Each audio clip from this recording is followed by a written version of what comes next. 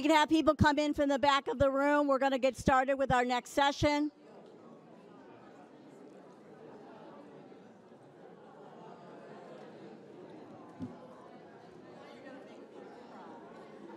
I know we're having great conversation in the back, but if we could have somebody, everyone start to come in and fill in our beautiful seats here. There's all of these nice seats right in front. I ask questions when there's people in the back.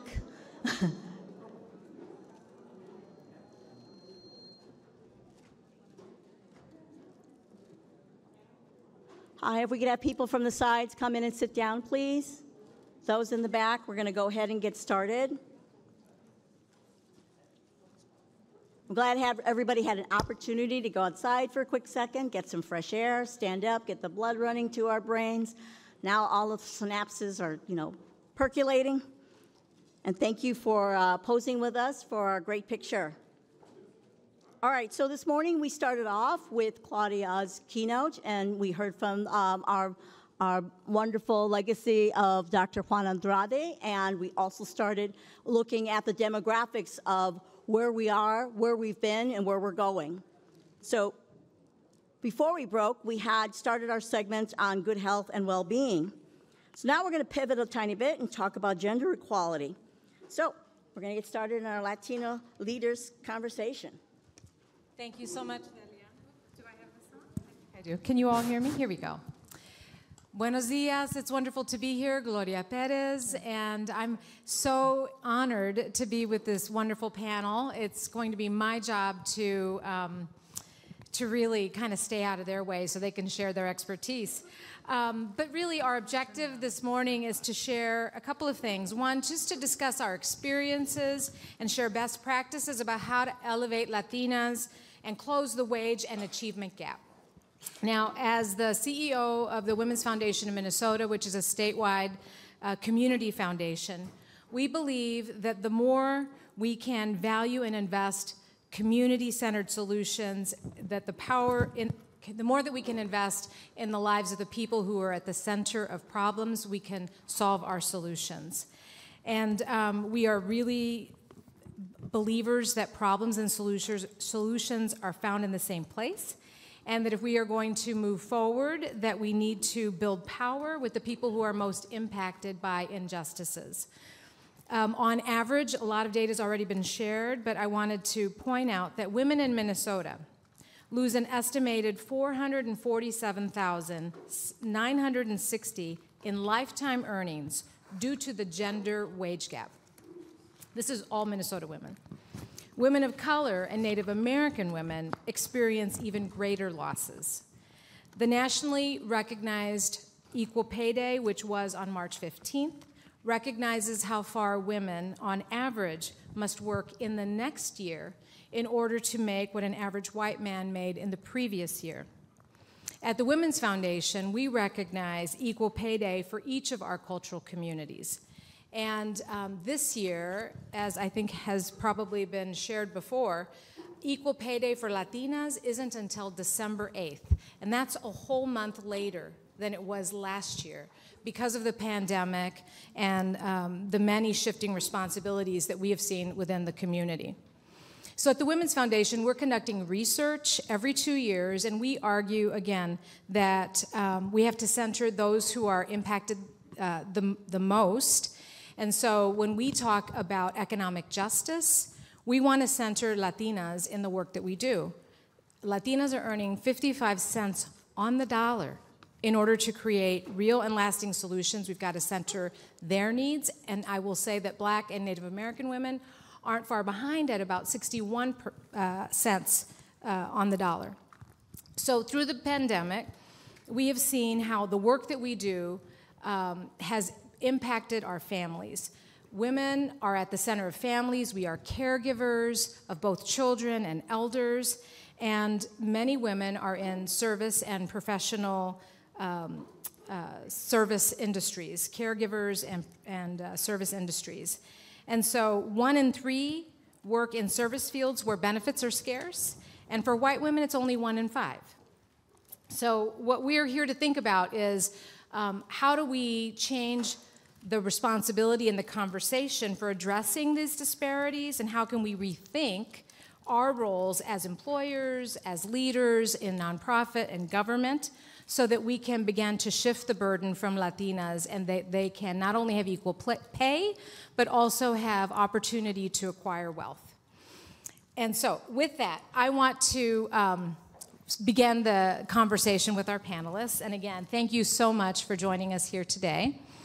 And I want to start with Patty Tototzintle, who is a mentor. And I don't have many opportunities to honor Patty publicly, but she was laughing earlier about how when we met in the early 90s, that she was encouraging me to get involved in the Latino community as a leader, and I was just really reluctant. I didn't want to step forward, and it was Lupe Serrano, one of our friends who has since passed, and Patty, that encouraged me to step forward and really elevate my voice and have the confidence that I could bring not only my culture, but my knowledge to benefit the community at large. And so I have deep gratitude for Patty for that, and I think we should give her a round of applause. Because this is what we're looking for, right? So Patty, I'd love for you to share what cultural, societal, and economic situations have inspired you to do the work that you do. And then, what have you learned as you've been leading across Minnesota all these years? Okay, thank you, Gloria. And we had to encourage Gloria because I needed someone to follow me as I moved to different places. I knew she would be there, and she was. So I appreciate you, Gloria. Well, I grew up and still live in the same neighborhood in St. Paul, the West Side. Many of you who don't live on the West Side will call it the South Side of the city, but it's really the West Side. And just to show my ties to my family, is I live in my grandmother's house, which it's a double house, and I grew up on one side with my family, and my grandmother, who was the matriarch, and my tío and my tía, cousins, lived on the other side. So my daughter, before she passed away, lived in her grandmother's house. So we were like in the same house, back and forth amongst us. And so that tells you a little bit about me right there. I was very blessed to grow up in a very traditional Mexican-American household. And all of our traditions, our holidays, from, tamales and rosary on New Year's Eve with my grandmother. And we did not go out on New Year's Eve. It didn't matter how old we are. As long as we lived at home, we were expected to be next door with grandma, with la abuelita. And so it wasn't until I was probably 17 that I could actually not be at home for the rosary. So, and so my children grew up the same way. I have 4 children. They are now all in their 40s. I'd love to say in their early 40s, but that wouldn't be true. So, and they grew up in a very traditional Mexican-American household, as their father is from Mexico. But for me, my mother was very strong. All of the women in the family were very strong, and that influenced me from the time I was very, very young. When I went to kindergarten, I spoke Spanish, very bilingual. And in kindergarten, my neighbors, my friends that we grew up with, and we all spoke Spanish, were told we could no longer speak Spanish, not even on the playground. So that impacted me a lot. And my parents complied, which each one of us started to lose our Spanish as we got into school. So my mother always said, it doesn't mean you have to lose it, it just means you have to treat it differently. And so she was very matter of fact, and that helped me growing up. The other thing, because there were such strong women in the family, all of them said, you can do anything you want to do. We might not be able to help you do it. And so that was always a message, and I think that was a strong message for me. My mother had an 8th grade education, and she went back years later and got her GED, and we were all there to support her in doing that. But she would say, I only went to 8th grade, mija. That does not mean you can't go further. And I can't show you how to take those jobs that you're going to take. You're going to have to learn them, but you have to learn them. And so all that influenced me to try new things growing up. I went away to college, to the University de las Americas in Cholula, Puebla, Mexico, thinking I would, again, fully master and be fluent in Spanish. I was studying anthropology. I loved archery. I learned archery when I was at school. And I ended up meeting my husband and dropping out of school. And we had 4 children pretty much in succession. And by then we were back here in St. Paul living in my mother's house for a while. So those messages really helped me. When I started to get involved in community, it was hard. I mean, it's hard work. It's hard work working in neighborhood. That was my volunteer job, working in the neighborhood. And sometimes you come up against people who really don't trust you. And I found that very hard coming out of a family and extended community that embraced me all the time. And so I would go home and I'd tell my mom these stories, and she said, no one ever said it was going to be easy, mija. But you have to do it because you're not here just for yourself, and you're not here just for your family. You're here for community.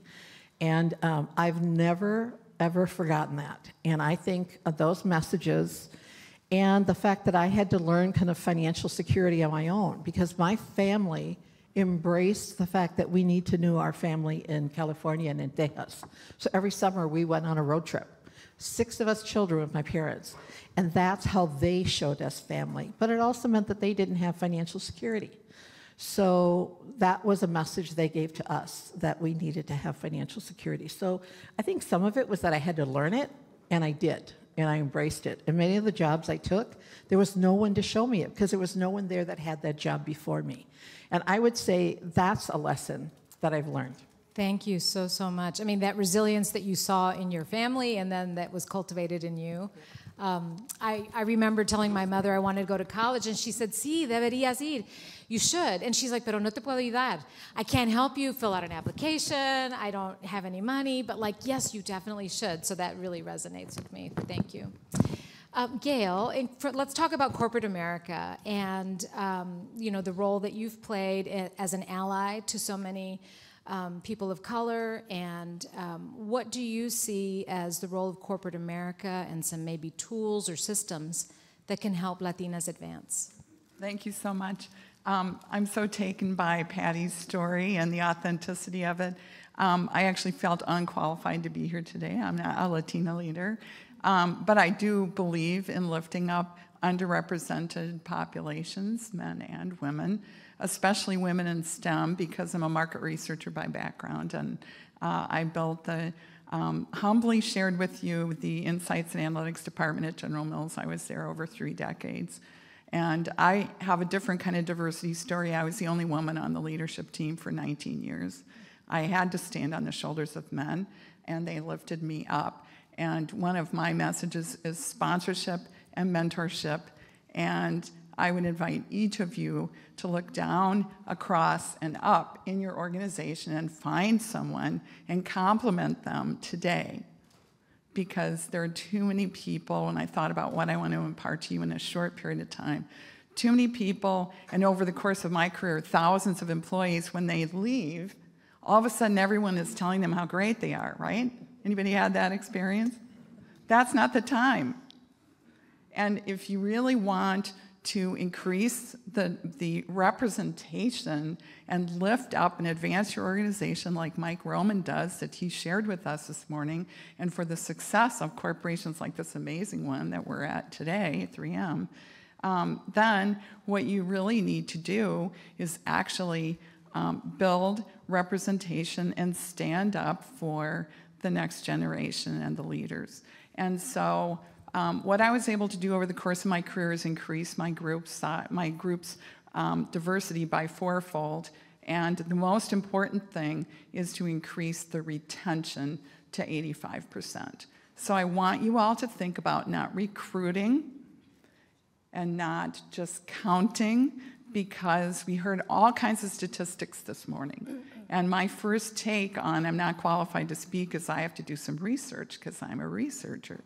But it kind of occurred to me maybe, and one of my colleague speakers and I were chatting, I didn't really need to look at all the data. We heard all that this morning. There's no question, the numbers don't lie, but the facts are that people make decisions, data doesn't.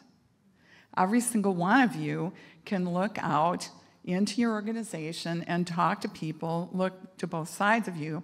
So one of the questions posed is, look, you know, what are the tools and resources? They're right here in the room today. And they're back at your now virtual desk, right? They're on your next Zoom call. But the most important lesson I learned is if I wanted to increase the Latino population in my organization, I'm now on the board of Centro, and I go in as a learner with humility, empathy, and curiosity. I really needed to listen to my Latino employees.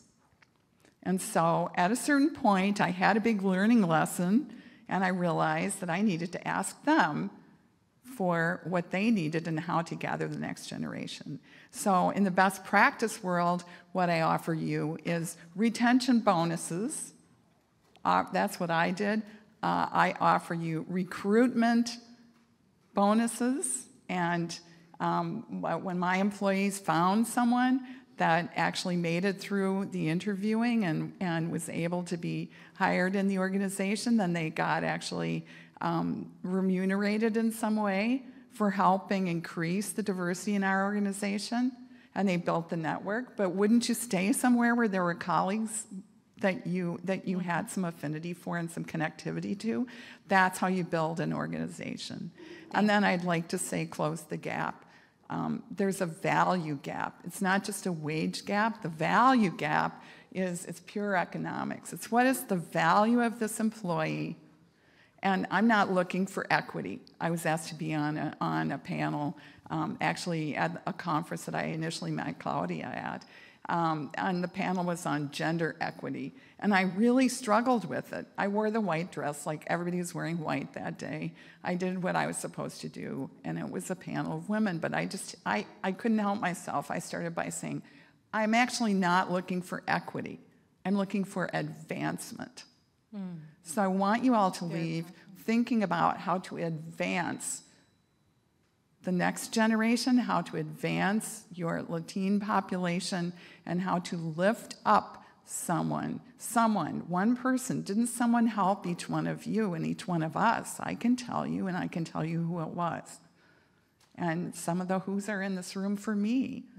And then listening to your story, tell your story and listen to your story, and there's no better story that I've heard than the one next to me this morning. Thank you, Gail. That's just beautiful. Thank you. Amelia, talk to us a little bit about what you hear from young Latinas about what they need. Does this, what Gail has said, resonate with you? What would you add?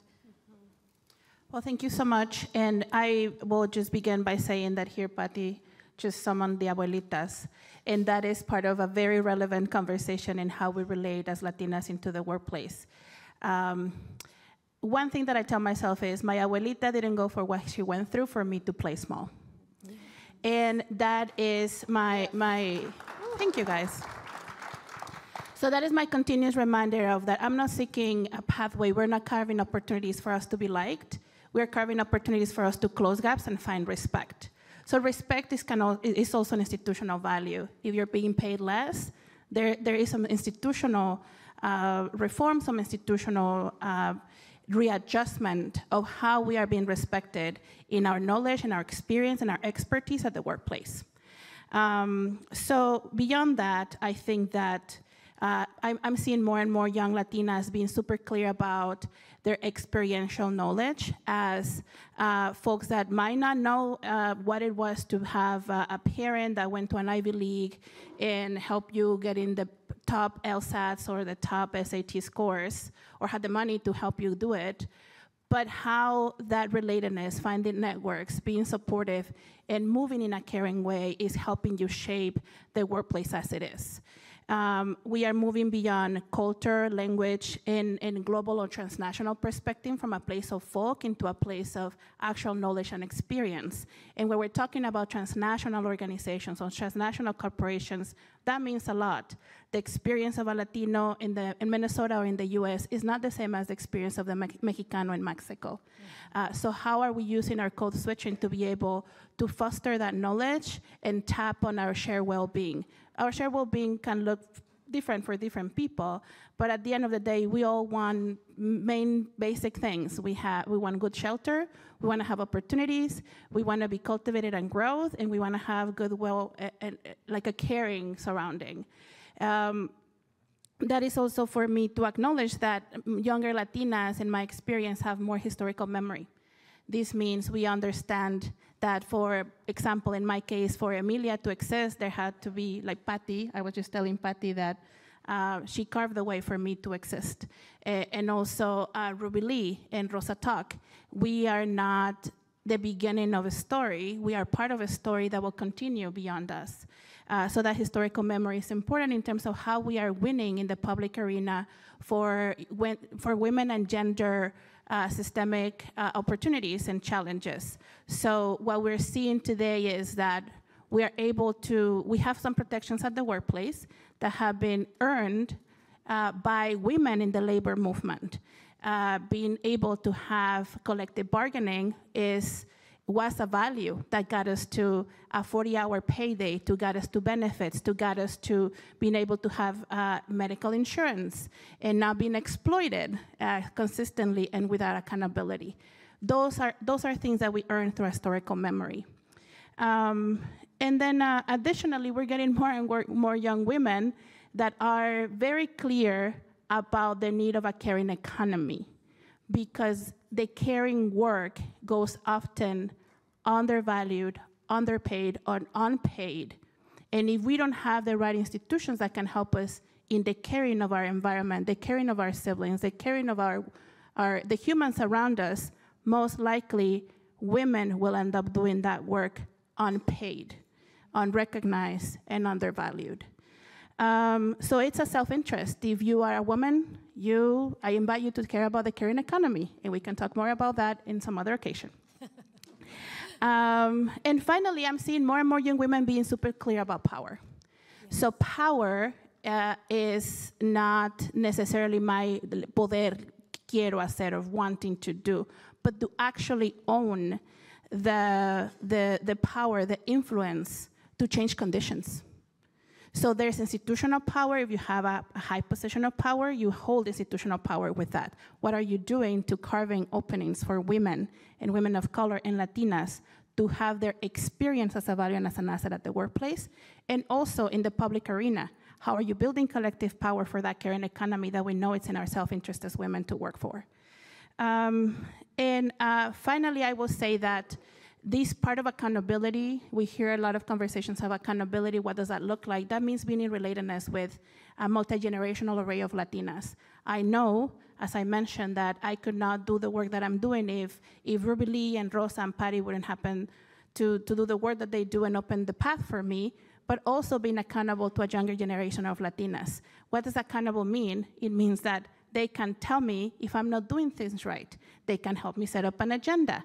They have an open door policy in which my comfort is not at the center of the conversation. It is the work. I can choose to take it personal or not. My job is to not take it personal and look at the opportunities in the horizon. At the end of the day, we all want to be okay. We all want to have opportunities. We all want our families to thrive, to have a decent education, to explore their gifts and put those gifts into persuasion of a better world for all of us. And it's up to us to do that work together, and especially knowing that one size does not fit all. So we are the designers, the architects of those pathways for Latinas, young Latinas, immigrant Latinas, low-wage Latinas, Latinas in STEM, Latinas that care about the environment or climate change. So I am hopeful for the future, and hope is also a discipline. There's this quote that says, hope is an axe, and that you use it to break the door in case of an emergency. I don't remember who said that, but it's probably somebody in theology, because I read a lot of theology. But I believe that hope is a discipline. It is an axe in which you use that axe to break the door in case of an emergency. So my invitation is, how are we moving in that hope discipline? And how are we inviting others to work and moving that hope discipline together? Thank you, Emilia. That is just awesome. And thank you for not playing small and for owning your power and your voice. Yeah, abuelita me dijo que no, so I'm not playing small. There you go. Yeah, you don't want to upset her. Absolutely not. Carla, we heard a little bit earlier from the conversation that narrative is really important, to think about narrative change And again, that Latinos are not just good consumers. We have so many other gifts and assets to bring to an economy. So what are some harmful narratives that you think we can overcome, or some positive narratives that we can reinforce so that we can close that wage gap? Yeah, so thank you so much for having me in this panel. I'm beyond honored to be here. So I wanted to invite you to do like a little exercise, and I want you to think about a leader, visualize a leader. Very likely you will think about this one person at the top of the mountain, reaching the impossible. Colonialism has highlighted those type of leaders that are inhuman, that are superheroes. And it has also pushed the fallacy of fair competition, the survival of the fittest, and that we have an even playing field. And actually, like those heroes like Superman, so Superman right now should be 85. Superman left us with problems. So they just fix the problem quickly, but they destroy everything around them. They have no relationships, conflicted families. They have no long-term solutions. They come, show up, break up everything, and go back home. We don't need that right now. We need superheroes that are not superheroes and that look more like Latinas. Superman is 84, America Chavez is 11. So Marvel took 70, almost 60-some years to figure out that they needed a Latina superhero. But this Latina superhero appeared in Vengeance in 2011 and was created by Joe Casey and Nick Dragora, so not by Latina women. And so we need to craft our own stories. We cannot let these boys at Marvel define us. So we were taught that in order to be successful, we need to look like those white men, heterosexual, cisgender white men, and that we need to assimilate to be able to be successful as Latina leaders. So hide that you're Latina, basically. But actually, Latinas are really successful leaders. And I just wanted to point out the research that Patricia Conde Brooks has done on cultural scripts of Latinas. It is available online because it is open source, so you can talk to Patricia Conde Brooks, Dr. Patricia Conde Brooks, or just go there and read. It's 177 pages. I read it. It's a delight. And so Latinas are not seen as leaders. They don't see themselves as leaders, and representation matters. It really, really matters. They need to see others doing that same work in order to feel like I can do that work. So imagination, as we were using the imagination, and Dr. used the imagination today to think about, how can we imagine an America that is mostly, predominantly Latina, U.S., how do you say, like Latin America? Do you say Latin America if the U.S. becomes mostly Hispanic? So what we have as leaders is we have our Latinidad. So Latinidad brings us leadership styles that operate from collective orientation. We work really well as a collective. We bring people in, and we need that. We need that. We are amazing at being servant leaders. We have integrity. We are committed to work ethics, and we are oriented to service. What's better than a leader that looks like that works like that? We are more likely to be viewed as transformational or participative leaders. We value belonging to collaborative groups, and also we create collaborative groups. And we believe in expansive power. And what's the best way to think about benefiting our own community and going beyond our community? So we can create transgenerational solidarity by having this family framework of relationships and networking, as if we are, even like if we are in the office, we create our little families. Like we feel these connections.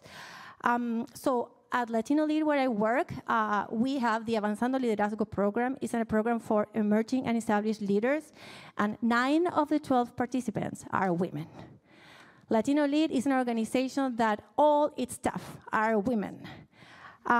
We have the education action team, where the vast majority of the team are women. So we can create change. We, women leaders, Latina leaders, have a lot to give. And so we only need the chance and to see ourselves in those positions.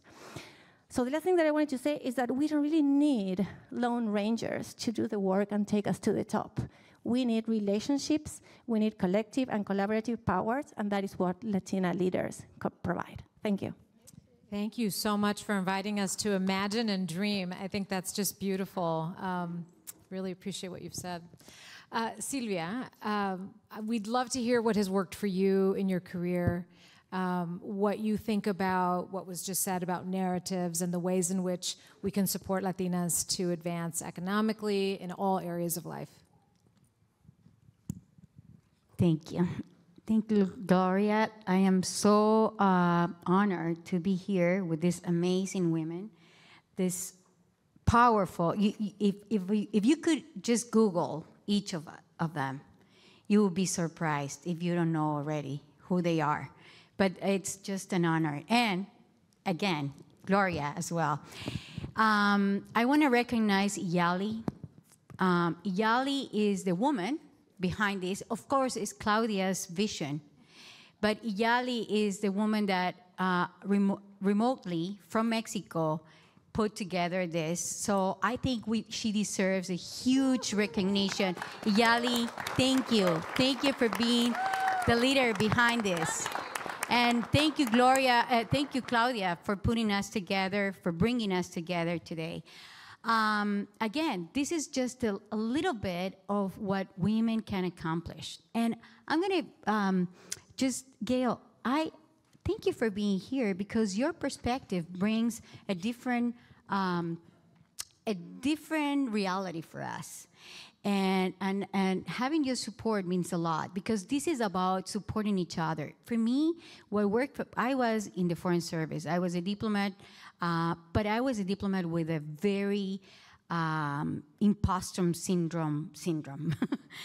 I thought that I needed to climb the ladders by gaining more academic credentials and a portfolio that can probably make me become the president of the world. I got that in my brain, and I kept going and kept doing, and it was just never ending. And guess what? At the end, I thought, this is the system. I cannot go against the system. And what worked for me was gender organizing. Getting together. It doesn't matter who you are, or every little and big leader, or young leader, or senior leader brings something to me, has brought something to me. Listening to this young woman brought a lot to me today. Listening to my kids, to my daughter, has brought a lot. But I guess for me, my leadership comes from the strength of the culture. We are so amazingly powerful.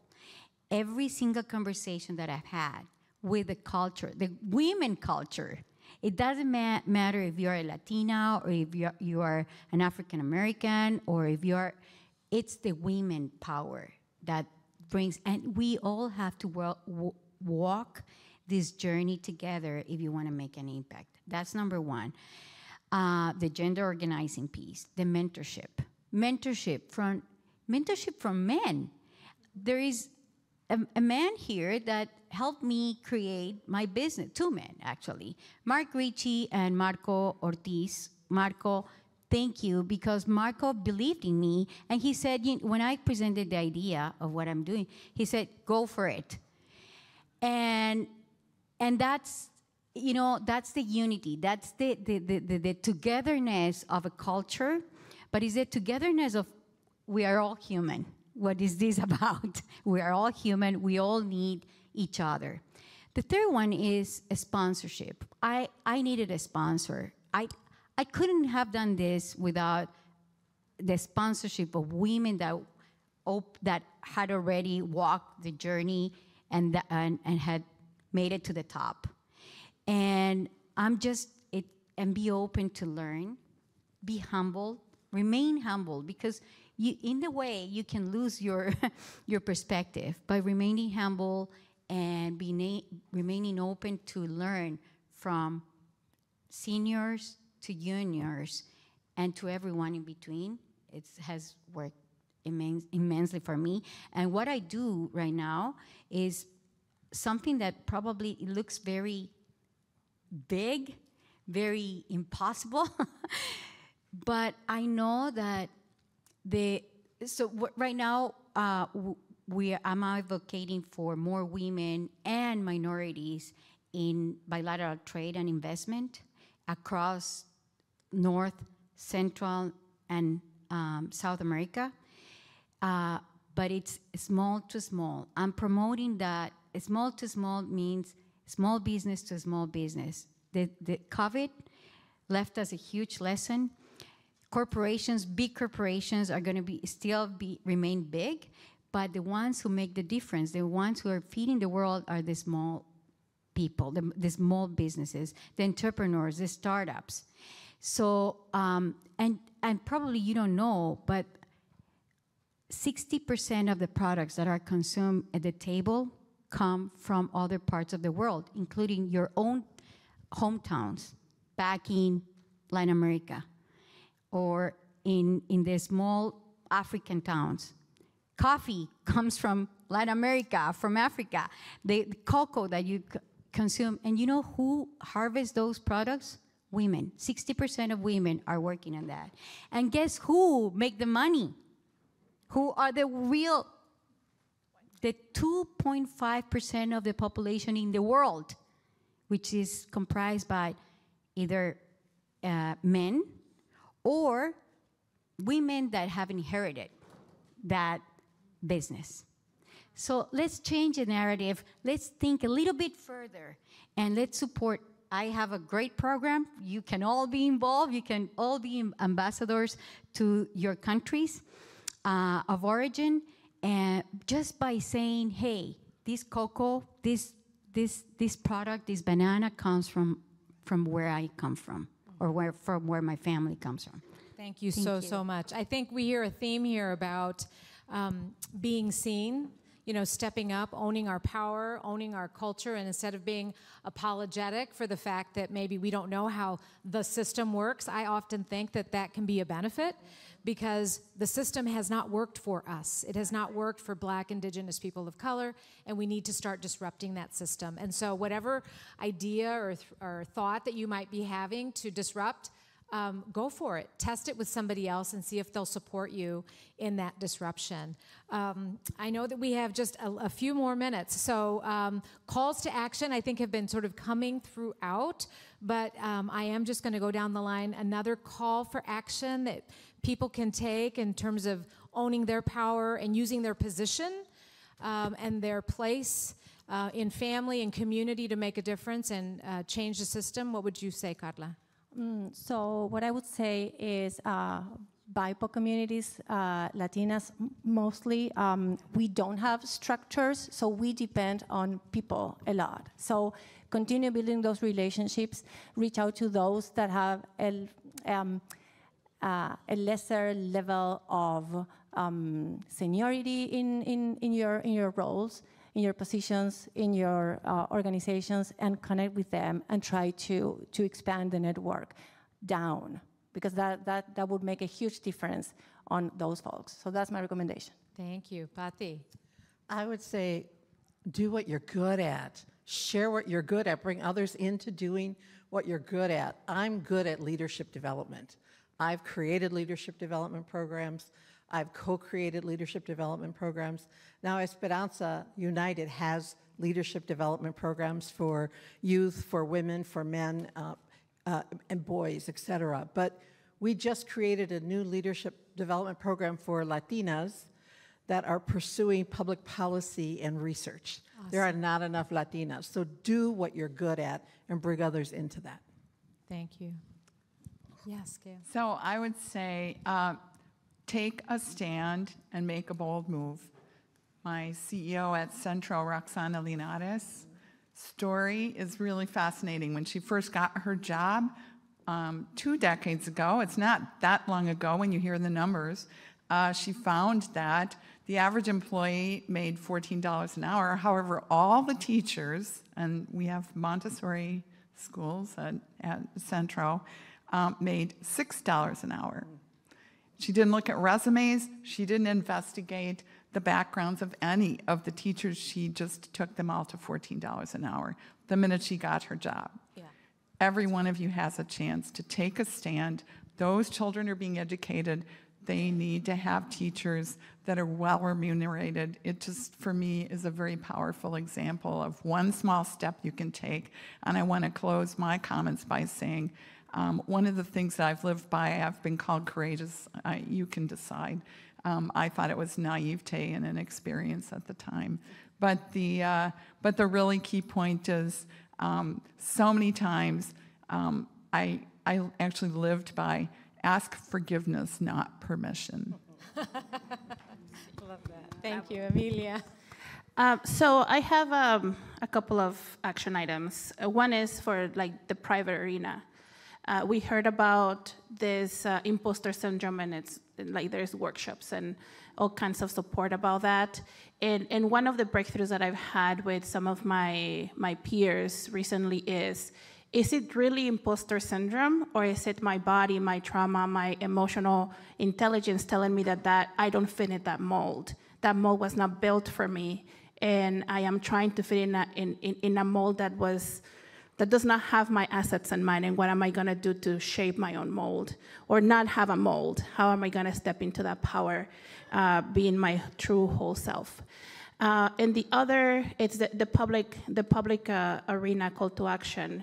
I think it's really important for us, as we're talking about Latina Payday, to get really deep into the ins and outs of workplace segregation.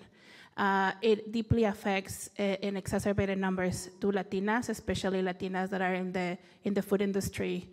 We all know and love somebody that has sustained food and has been part of a mass production line of food for us to be here. So how are we going to invest time and capacity to disrupt those systems? Because it is a segregational problem. And get involved, run for office. We have in the room Senator Patricia Torres Rey, and we need more people to step into that public arena, leading the public arena, but also build more intentional networks that have our collective well-being in mind. Thank you so much. That's terrific. Silvia, last words.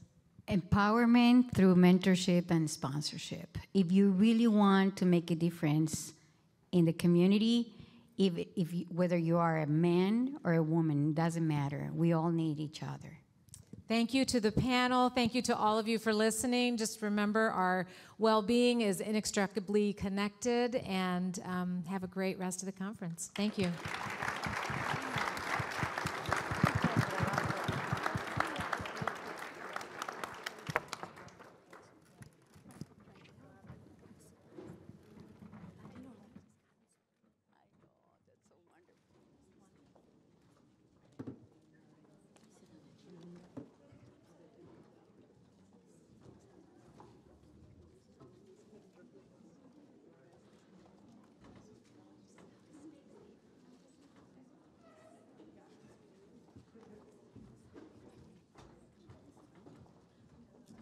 Oh, somebody left their sweater?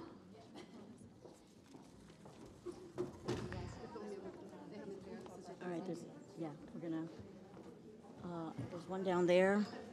Here's another one. Okay.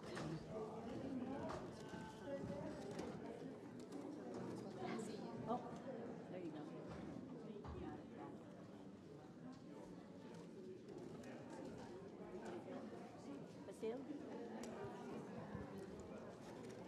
All right.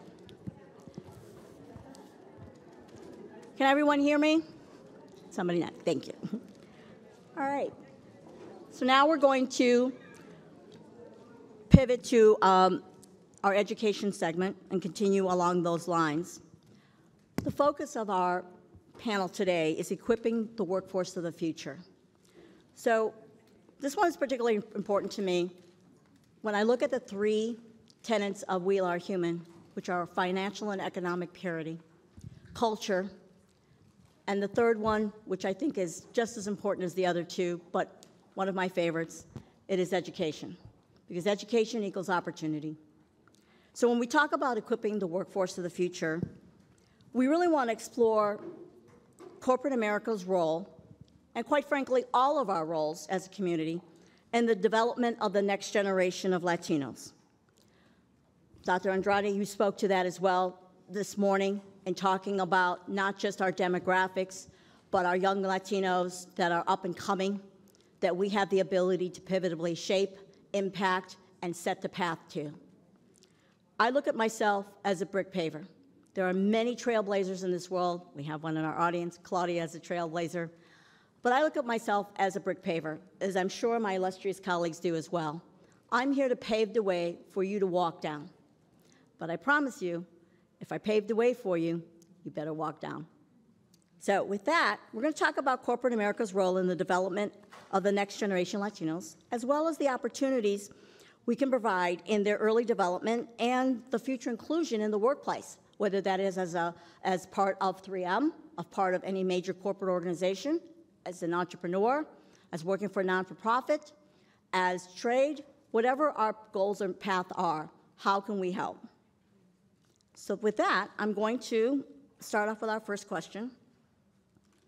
So Irma, what is corporate America's role in ensuring access to education and skilling opportunities for the Hispanic community? And why should this matter to corporate America?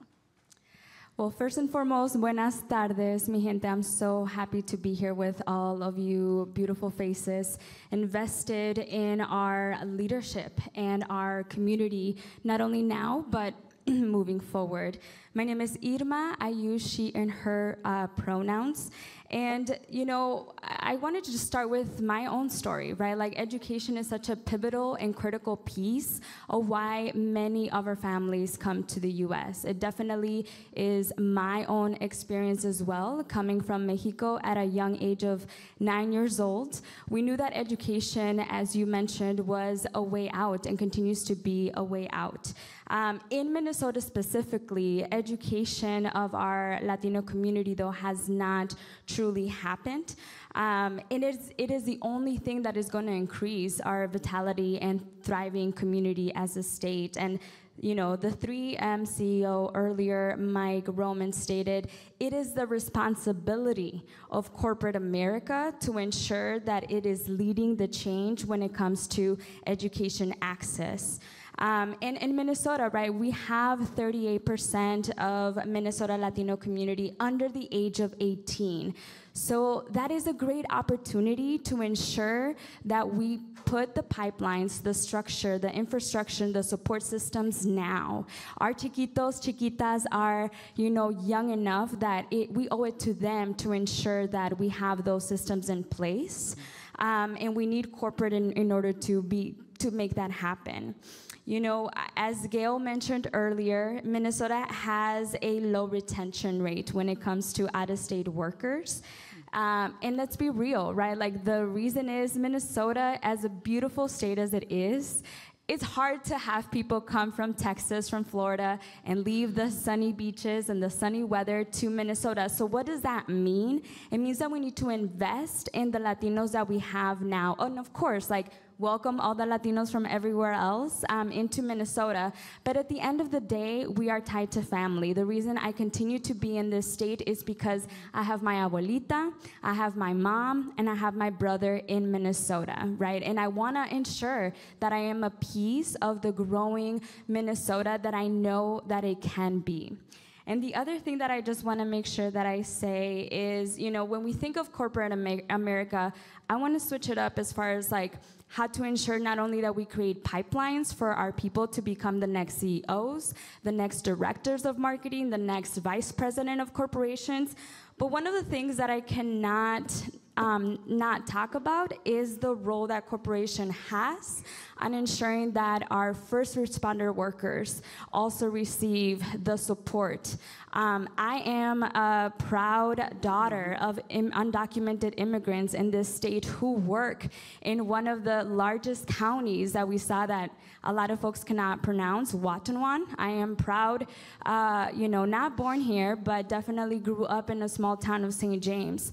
And, the atrocities really that I saw corporations not do to ensure that my family, who is a meat package worker, and my dad, who is also a meat package worker, to have the resources and the access to ensure that we're also, investing in those leaders. I see my family and my undocumented community as leaders all of in itself, and it's important for corporations to ensure that we're also investing, protecting, and ensuring that policies align with supporting the children of those workers. They are just as important as, the leaders that we have here in this room. And so, I've never actually worked in corporate America myself, but I know that one of the talking points is always, the bottom line in that narrative. And the bottom line is very simple for corporate America. Investing in the power of the Latino community is investing in our buying power of more than $213 billion and close to $1.5 trillion as outdated data from 2018. And so, as corporations, investing in the promises such as the Hispanic promises that secures an opportunity for Latinos to be invested in, to ensure that there is mentorship and sponsorship, which is really important. And at the end of the day, it's good for corporations to sign that, and we need more of that. But at the end of the day, we also have to talk about accountability. What does accountability look like when you say that you're investing? And so those numbers of more Latinos in those pipelines and in corporations, we should see them go up in the next few years, if not now. And so the role of corporate America is as important as creating pipelines, but also ensuring that we have protections of the workers, both in these roles, but also in the workers that are, at the end of the day, our first line responders like my parents. Thank you. Wonderful. Wow, love what you brought forth. Other commentary or other insight from the panel? Patricia's like, nah, she got that. Senator? Well, I am delighted that you bring up the issue of the connection between corporate America and workers. And I think this is where we connect as a community, as you know quite well. We sustain so many industries as workers. And I don't think that the benefit of corporations has reciprocated to the workers. And we need to do more in terms of organizing. Right now, we have significant problems about, worker safety in many of these companies. Many of these companies are not offering, of course, good salaries and pensions. But our workers need these jobs. They need to work, and they will work under conditions that other workers may not. And I think that has been to the detriment of Latinos. And I am so glad that Irma brings this up as a personal perspective, because she grew up in a family, she grew up in a community where there is a significant, presence of the meatpacking companies, and you will see a lot of poverty. There's a lot of people living, in what we call pre-manufactured homes that are really unsafe. They are not heated. It's a pretty problematic issue, and I encourage you to visit some of these areas because you will learn a lot about the conditions that workers live in and really compare to the benefit that they provide to the companies that employ people all over Minnesota and rural Minnesota. Absolutely, and I second that. My father worked for General Motors for 33 years, and as part of UAW, United Automobile Workers, as well as worker safety, that is paramount, and the support that each organization can provide to all of our workers, regardless of status, regardless of title, regardless of role within a given organization. All right, so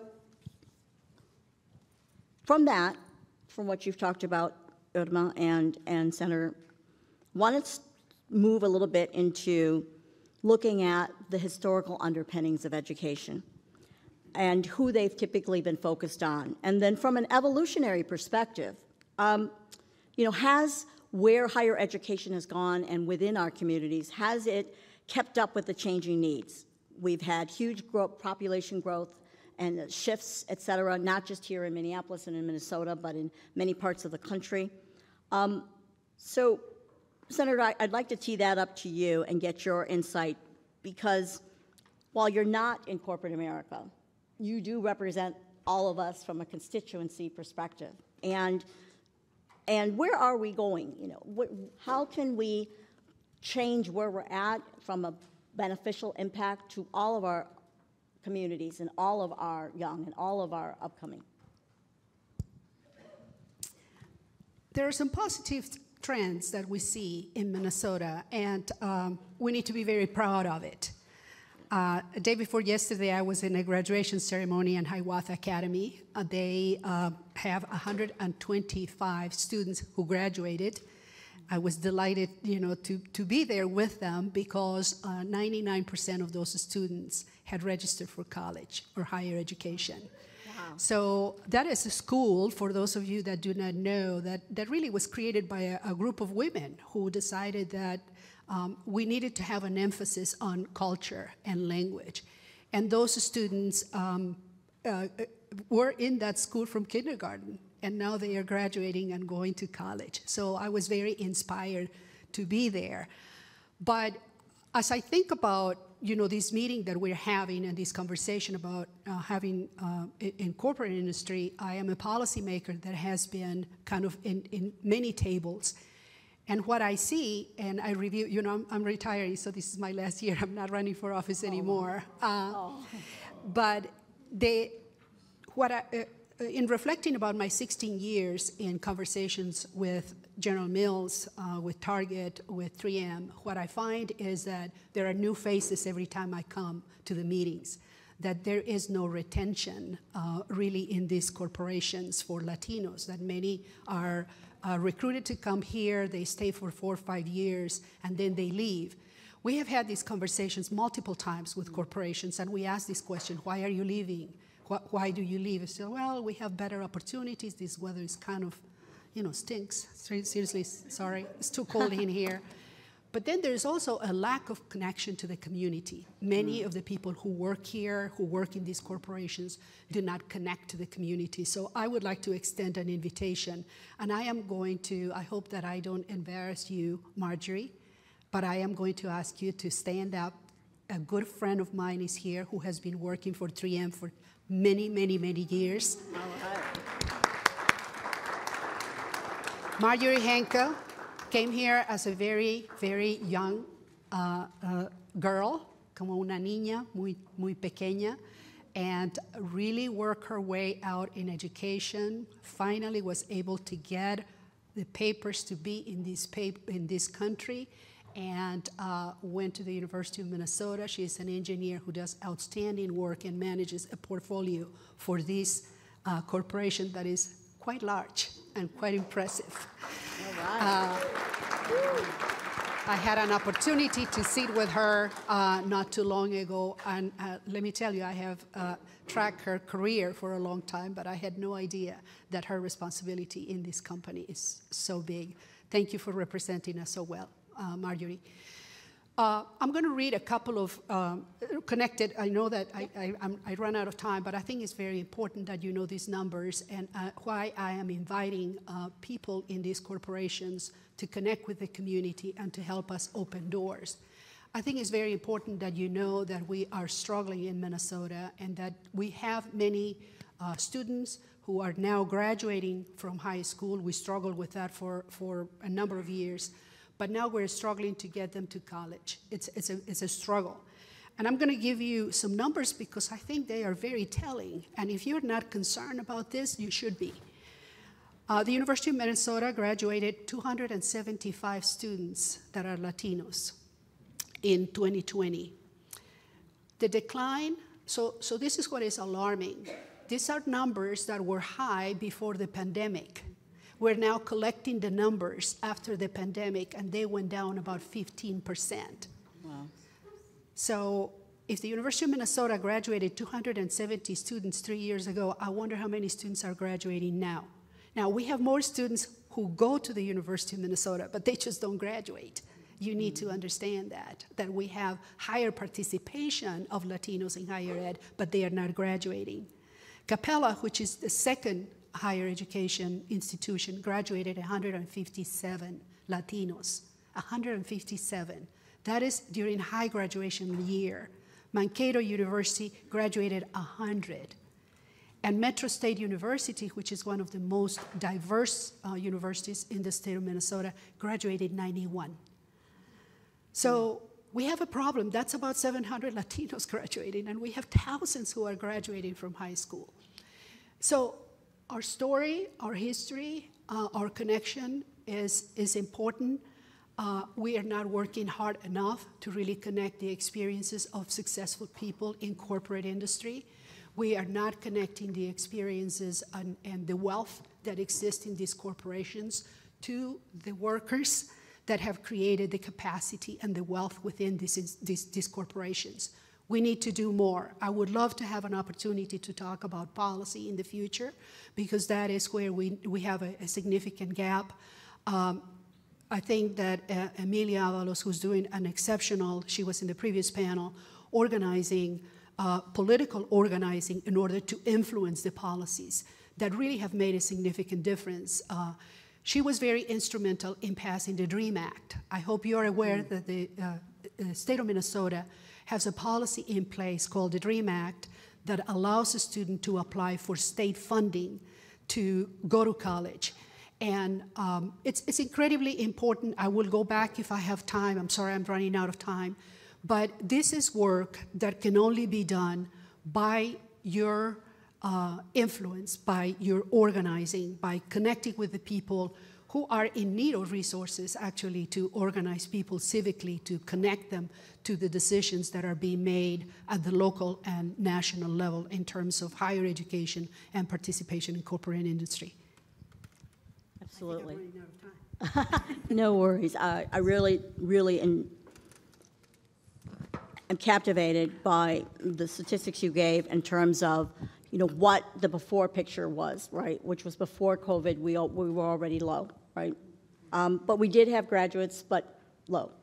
And now, post or through, in my mind, we're still not completely out of COVID. Where are we at now? And I think you've brought up some key points in terms of getting into college is one thing.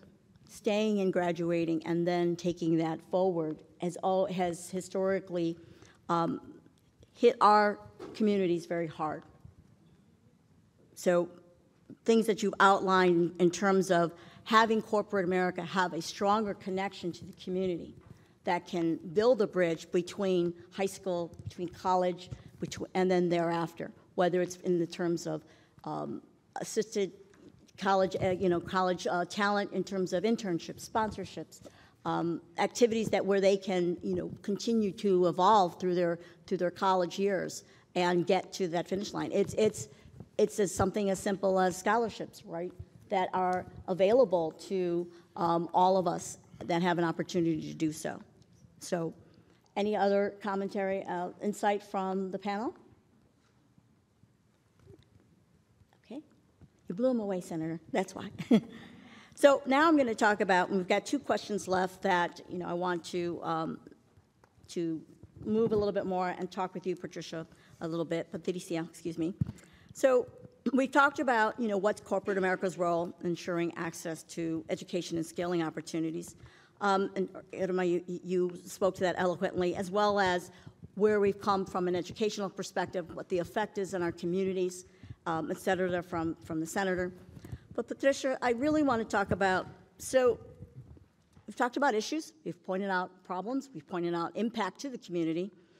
Now, let's talk about what tools and resources would need to be in place, or can be in place, to support the inclusion and the development of our next generation Latinos. So I'm going to start with quoting Dolores Huerta. I had an opportunity to see her speak at an educational conference a few years ago in San Francisco. And what she started with, sharing with us, she said, educados y preparados. So for non-Spanish speakers, I will say we need to be educated and prepared. And much like Dr. Andrade, I was in the 80s. And this is how long I've been doing this work working in college campuses throughout universities in the United States, specifically working with Latino students and population. And so as I was thinking about, just to say what Senator Torres said, nationally, 20%, we've lost 20% of the students during COVID, Latino students. We were the community that was most affected. So we were graduating at higher numbers. Latinas were getting degrees at higher numbers, but we are now looking at the data excellence in education has told us that it's down 20%. And it might be a while, 5 to 10 years before those numbers come back up. So I just want to keep aware of that. So there's going to be a scarcity of Latino college graduates. So as I was thinking, and they gave us the questions ahead of time, I thought, well, how could corporate America help? What can you do? I'm an educator, and of course, I want to tell you what to do. One of the things that I know is that corporate is really ambitious about wanting to recruit on college campuses. They want to recruit diversity. We want to send our diversity recruiters to college campuses, and we're going to get the talent. Well, if you're a recruiter here, get in line, because so does everybody else. But you have to do it differently. You have to speak to our community. You have to connect to our community. You cannot show up on our college campuses and think that you're going to connect with the students, that they're going to come and talk to you, and you have a really good package, benefits. You all do. It is I'm not telling you nothing new about the hiring market, but that's an awareness that you need to have. So a couple of things that you can do differently that I think would give you an edge in being able to help the students is, we talked a lot about mentorship and sponsorship, and yes, we need to have that. But I'm going to tell you how you can do it a little bit differently. I was very impressed with 3M this morning, telling the story of starting with a room full of people and now in 700. And that's really great for 3M, but what is that doing for the community? Because we have ERGs in the communities, but not every Latino has an opportunity to go work at a big corporation that has the thankful to 3M for being able to sponsor that and that identity. Many of you work in small businesses, middle-sized businesses. So what I'm telling you to do today is there's people in this room that work for ALPHA, the Association of Professional Latinos for America. They work, I know someone from US Bank back there in the back. These are all my St. Thomas graduates, and I'm going to point them out as a good teacher would. And what do they do? Prospanica over there. We have Andrea for Prospanica. We have Latino Lead. We have organizations you have ASE back there, too. I'm vice chair of the board of directors of ASE. There you go. And the difference with this organization... Uh-oh. Okay, it's not dying on me, but I can yell really loud. The difference is that you're working with the community. You're bringing others outside the community. You're going to be able to meet people from different industries. You're going to be able to meet those students or those, because they all have chapters at the university. So the University of St. Thomas, we have a chapter for the Society of Hispanic Professional Engineers, and they connect with the Society of Professional Engineers in the Twin Cities. Those probably are members of your ERG group here. But it's a collective. It adheres to our values of collectivismo, familismo. So I would say to you, think about sponsoring your employees to go outside of your ERGs and become part of this larger community, to support the larger community. I think, second of all, I think we need to tell our stories. I just had an opportunity to speak to a group of leaders that graduated from Latino Lead on Saturday, and I spoke about the power of our stories. If we don't tell a Latino story, someone else is going to tell it for us. So I need more of you that are in the corporate spaces to take the time to tell your stories, but make that your Latino story. Make it the story of your immigration, your struggles, the things that you got today. I think it's great that you have a 30, 60-second elevator pitch. We all do. But make yours a Latino. Because we need young people to see you. We need young people. I was speaking to Janisa, also back there, and they're all saying, oh my gosh, quit calling me out like in class. And I said, you have to go speak to my college campus. You have to show these young Latinos that you can major in finance and in accounting, in the STEM sciences. I need you to take the time to go to college campuses and spend the time talking to the students. We need to change the rhetoric, and we need to think about how do we show up educated and prepared. Then I was going to say, put your money where your mouth is We need scholarship money. Yes. The number one factor why Latino students don't complete their education is financial. So you think about, I had a conversation with a recruiter, and they were like, oh, we don't know if we could give scholarships. We are thinking about it. Students have financial aid. If you're majoring in the STEM sciences, and you're going to be an engineer, it's probably going to take you 5 years to graduate. Mm-hmm. If you're Pell Grant eligible, you would only get 4 years of funding. Who pays for that extra year? If you have an internship opportunity, maybe make it part of your internship that you will also give scholarship money to the students and help them complete that education. Latinos were the most loyal people. We are loyal. If somebody gives us a hand, we never forget. So corporations are poised to give a hand and help. Then I think also we cannot forget about our dreamers. We cannot forget about DACA and dreamers. There's 800 to 1 million Latinos that are DACA eligible, undocumented students, and they're part of our schools. I looked at the data this morning. It's about 7,000 of them in Minnesota, and they're graduating and they're work eligible. They can come work for you for a long time. And we need to remember their stories, and we need to be able to work with them and give that opportunity to them. And then I have one more. Let me look at my notes. Just working with the community. I think we value confianza. So if we know somebody and somebody tells us these are good people, these are good company, we'll go there. It's one of our Latino cultural scripts. And I would say when you think about Casa de Esperanza, and I know you changed your name and I can't think of what it is right now, but and I think about Ya and Clues, these are organizations, El Centro, we're all here. Es como una reunión de familia today. We can go work with them. You can be mentors. You can go work with them, be sponsors. When they call you for the sponsorship to do one of their events, give them the money. We'll remember. If you look, I'm not a marketing expert, but I think there's a couple in the house. We are brand conscious people. We have loved Coca-Cola forever because they told us it was good for us. So if you see the names of the companies out there and you start recognizing that, I looked at today, when I got invited, I go, who is sponsoring these Latinos today? I go, 3M, I'm impressed. US Bank, General Mills, I remember, I see you.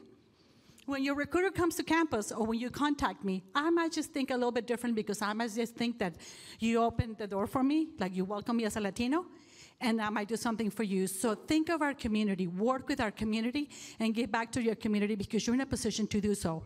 Send your employees, allow them to take off work to go attend these events, and thank you for many of you whose companies allowed you to come here today and do that. And so hopefully that's just a few more, but if you need some more, connect me on LinkedIn, and I'll be happy to give you a long list. Amen. So I'm gonna supplement that very quickly, and that call to action is, and it's something you said right in the beginning. You talked about recruiting differently, right? My call to action to every corporate organization or company is to go to where we go to school. Many of us do go to Harvard. Many of us do go to Princeton. Many of us do go to Stanford. I went to Our Lady of the Lake University, small Catholic university in San Antonio, and I was only there because I got a partial scholarship, and my dad drove all 24 hours to get me there. So go where we go to school. Your junior colleges, there's a wealth of talent there. Your state schools, your smaller schools, go where we go to school. Come get us, because the talent is there. So that's my call to action. Any other? Go to the University of St. Thomas, too. Right. There's the plug. Absolutely. Tommy's in the house. So we've talked about what corporate America can do. We've talked about our historical underpinnings. We've talked about what are some of the tools, resources, opportunities to raise the level of inclusion and development of our next generation Latinos, as well as what happens when we get in the door. You spoke to that, as all of you have spoken to that. Once we get in the door, it's the emergence of employee resource groups, or VRGs, sometimes as they're called. It's the higher you go, the rarer the air gets. It's having that support, that camaraderie to help propel us through. I am a never-ending learner, all right? I am always learning. I believe that in order for me to be outstanding, and by the way, the word outstanding has no limit to it, that I must continue to learn. So as we move on, we're going to end up with Basile. We saved the best for last. And that is, what what are the best practices you have seen to address development issues faced by Latinos? Buenas tardes, bonsoir, good afternoon. My name is Basil. I was born and raised in the Central African nation of Cameroon. I was raised by my grandmother. I never had access to internet. I never had access to computer. I never had access to any technology. And when I came to the United States of America 9 years ago, I came along with me with these challenges. When I came here, my goal was to go to college. I wanted to go to school, and I found not Hennepin Community College. But I was also lagging behind as far as English was concerned. I wanted to also have a job. I also wanted to start up a small business. But access to technology was actually a barrier for me to go to college. I could not know how to complete the application or to use internet to find where I was supposed to go to, or to even understand basic tools that are actually available. But someone who was a Latino held my hand, took me to North Hennepin Community College. While at North Hennepin Community College, I interacted with many DACA students. These were young boys and girls with dreams and hopes. We were in the same class, but before I got to that class, I have to face another challenge. Everything was having to use a computer. Even to sign up for a class, you must be asked to go to D2L. You cannot access D2L in the air or in the space or in the mountain. You need to face something called technology. All these were challenges. And I started to ask myself, what were the resources that I really had around me? And I went now to ask for support for young students who were privileged enough to grow and be raised in a family that have technology. They know how to manipulate things. I had to ask them, what is the meaning of Word? What is the meaning of Excel? What is the meaning of D2L? And little younger sisters who I now call adults and friends and neighbors that I'm incredibly proud to God to know them really changed my life with technology. Just by standing behind my back and pointing at things how I needed to access technology. Then I thought that to give back to them, there were also things that I was good at, trying to bring people together, forming clubs, and also helping the young people to be active on campus.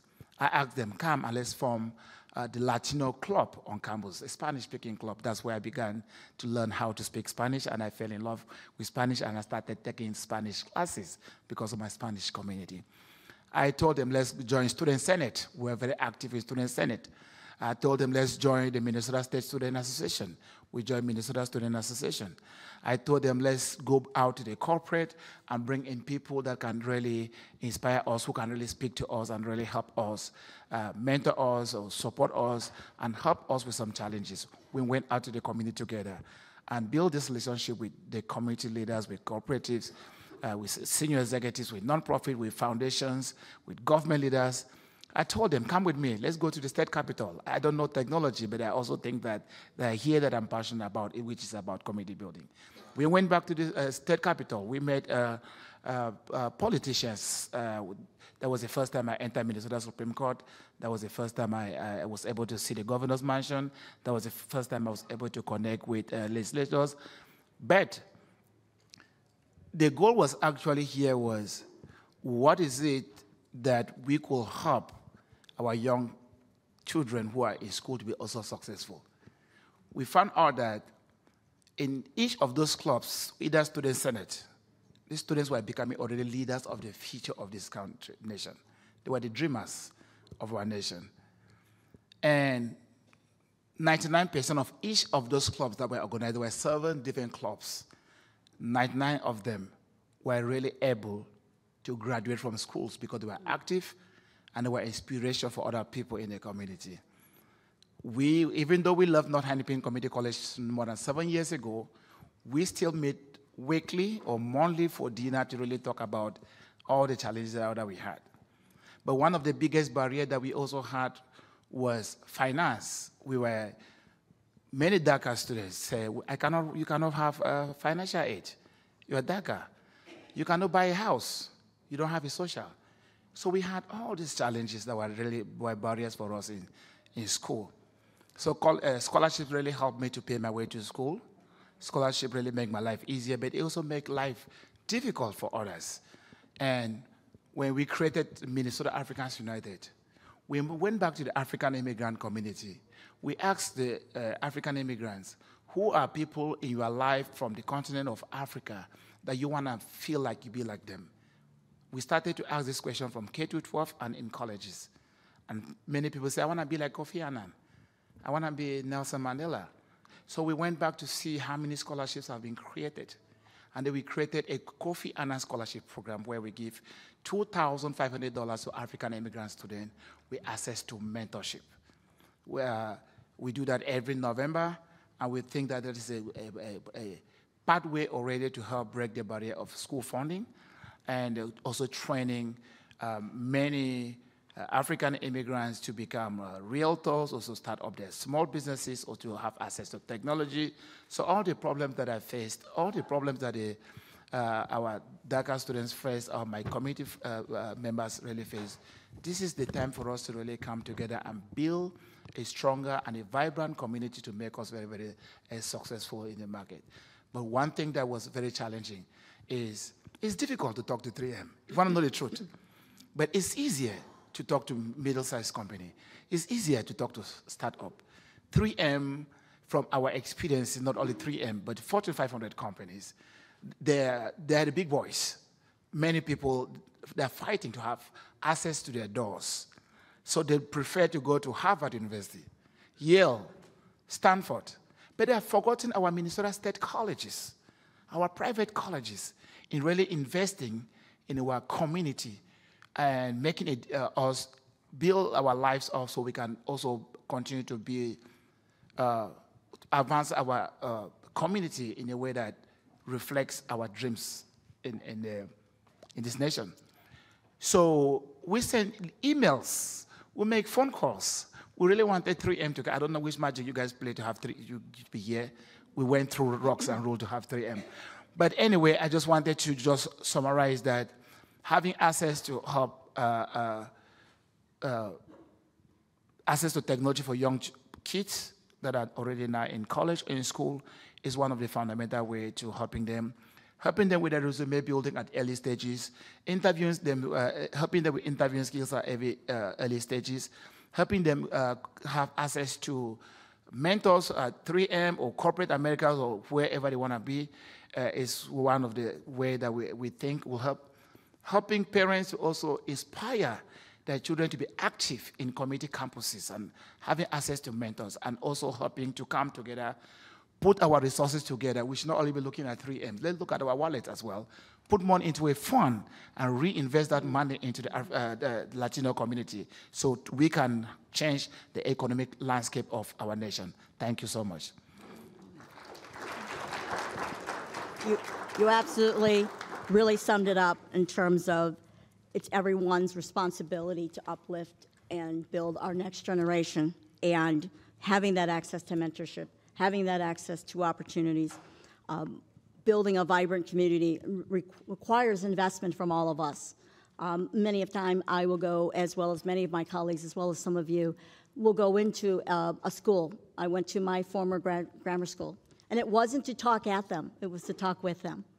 It was to get them someone that looked like them, that was first generation, that came from extremely humble beginnings, and lend that path along the way, and not just talk at them, as I said, but talk with them, mentor them, sponsor them, elevate them. So with that, any final thoughts? We've run a little bit over time. Thank you for your patience. Any final thoughts? Any final calls to actions? Yeah, let me just close my final thoughts. I know we are really here at 3M. If 3M can make a 10-year commitment to the Latino community and say, I'm committed to support the Latino community for 10 years so that your young kids in K-12, in colleges, can have access to internships at their doors, can have access to opportunities, networking with them, that will be wonderful. Also funding the research work of the Latinos to see the their economic contributions to the Minnesota economy or to the United States economy is something that will be very, very powerful. We don't only want 1 year funding or 2 year funding and leave us hanging in the air. Make at least a commitment for a long-term commitment of growth. That's how we see the dynamics of workforce, how workforce is going to change in the long term. Thank you. Thank you. All right. Thank you very much, panel. Thank you very much. All right. As our panelists are coming off of the stage, I'm going to introduce Alejandro, who is from 3M. He's the Latino Resource Network Chair, and he's going to be talking about how ERGs can help advance companies' DE&I goals. So, Alejandro?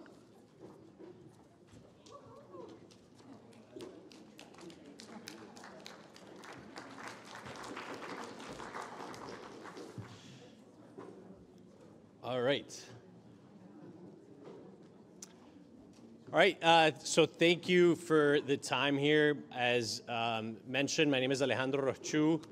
Soy puro pinolero, nicaragüense por gracia de Dios. And I'm also the chair of the Latino Resource Network here at 3M.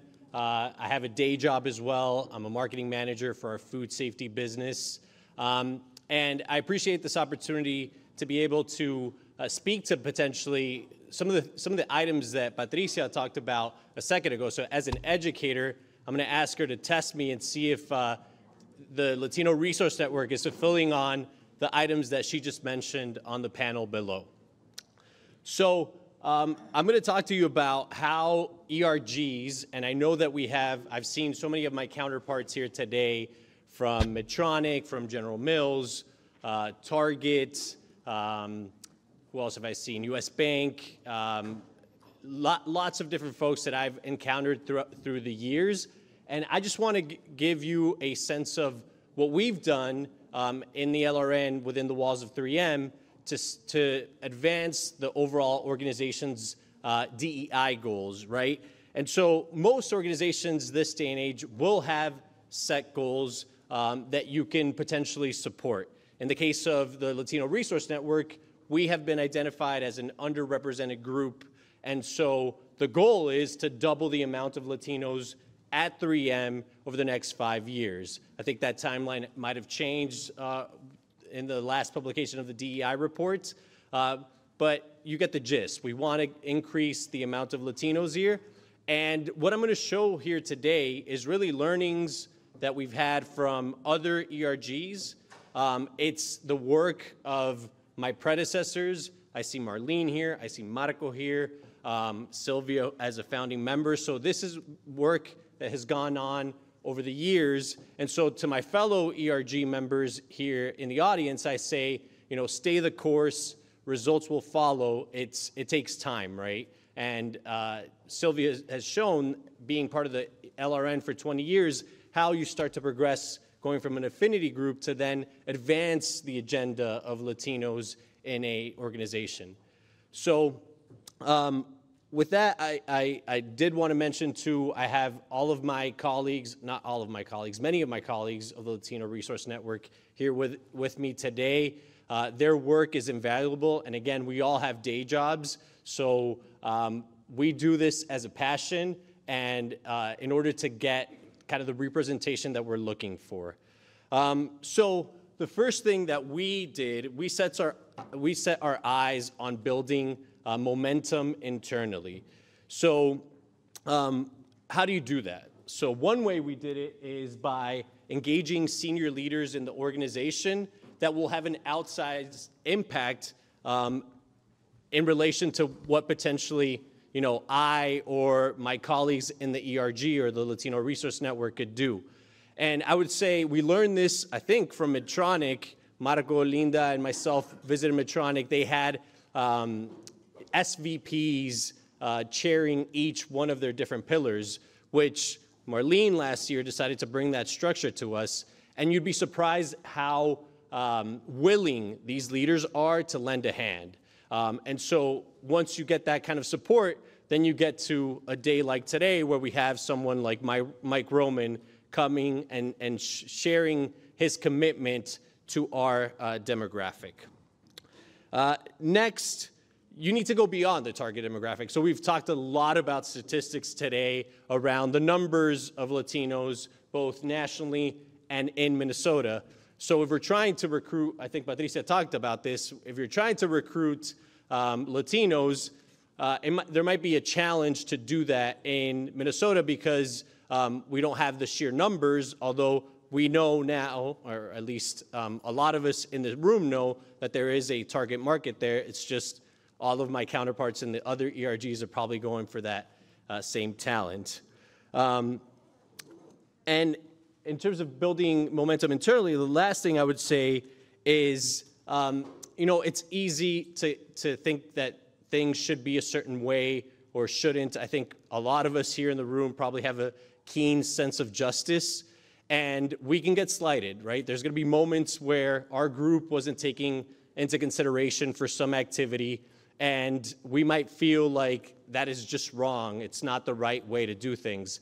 But I say, forget all that. Let's make it a celebration. Let's invite people to join the cause by showcasing the positives, by relating, Patricia talked about this as well, relating our stories, where we come from, the way that we deal with adversity, to showcase, what a great place it is to be part of the ERG or to support the ERG. So after you do that, you can also showcase your progress externally. So one of the key tenets of our network has been to do good, right? Be part of the community. I see colleagues here from CLUES, from Common Hope, organizations that we've partnered with throughout the years. I think the difference now is we have some tools within the corporate toolbox where we can post stories and then share those out externally via social media to say, hey, we're doing good, and as we talked about, this is a small community. This is a place where you're welcome. This is a place where we value the contributions of Latinos.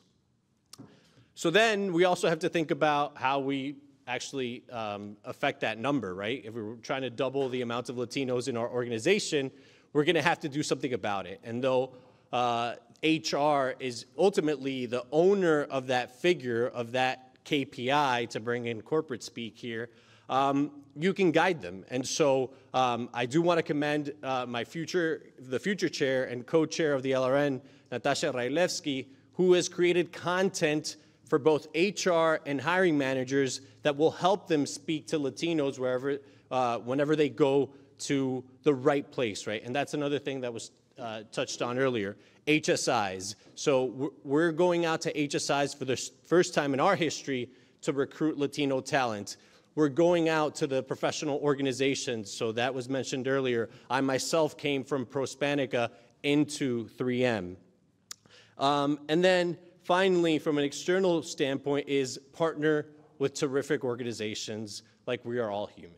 So we have the opportunity today, and I want to thank Michelle and Iyali for giving me this opportunity to show what 3M can do, right? You saw the commitments from the CEO. We, at the grassroots level, are trying to figure out how we influence the overall goals of the company, and we are doing this with this dual approach of, driving commitments internally.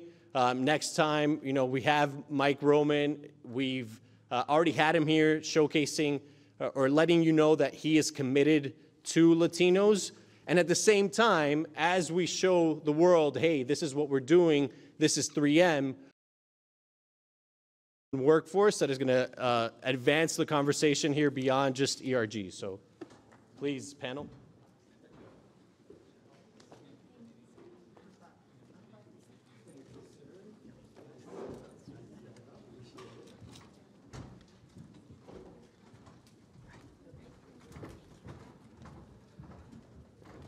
Hello, everybody. Hola, buenas tardes.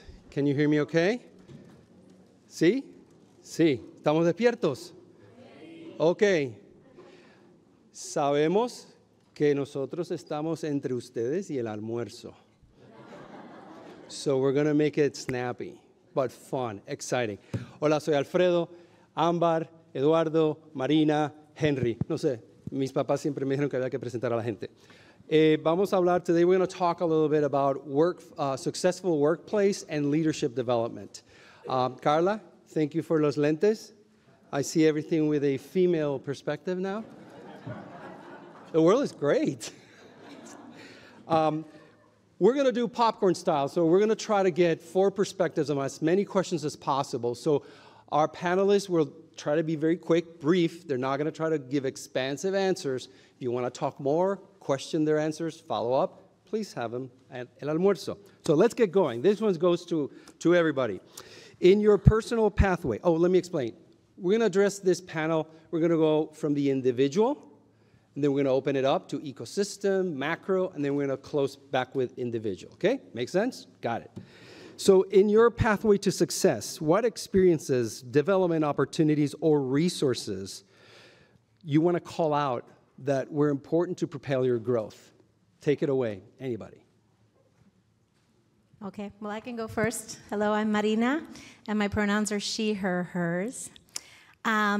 I will go back to the way that I was raised. I think for many of us, we can think back to the experiences that we had as kids and can highlight some things. And so I'll talk about my mom. My mom was a single mom of 3 girls.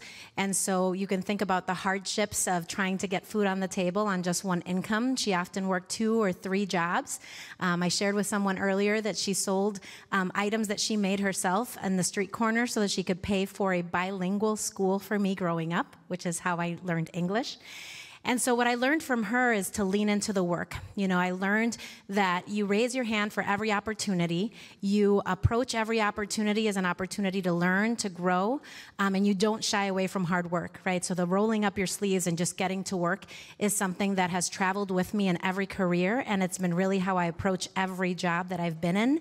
And I think it's really helped me learn, grow, and succeed. Gracias. Well, I'm the proud son of 2 immigrants as well. My dad is from Mexico and my mother's from El Salvador. And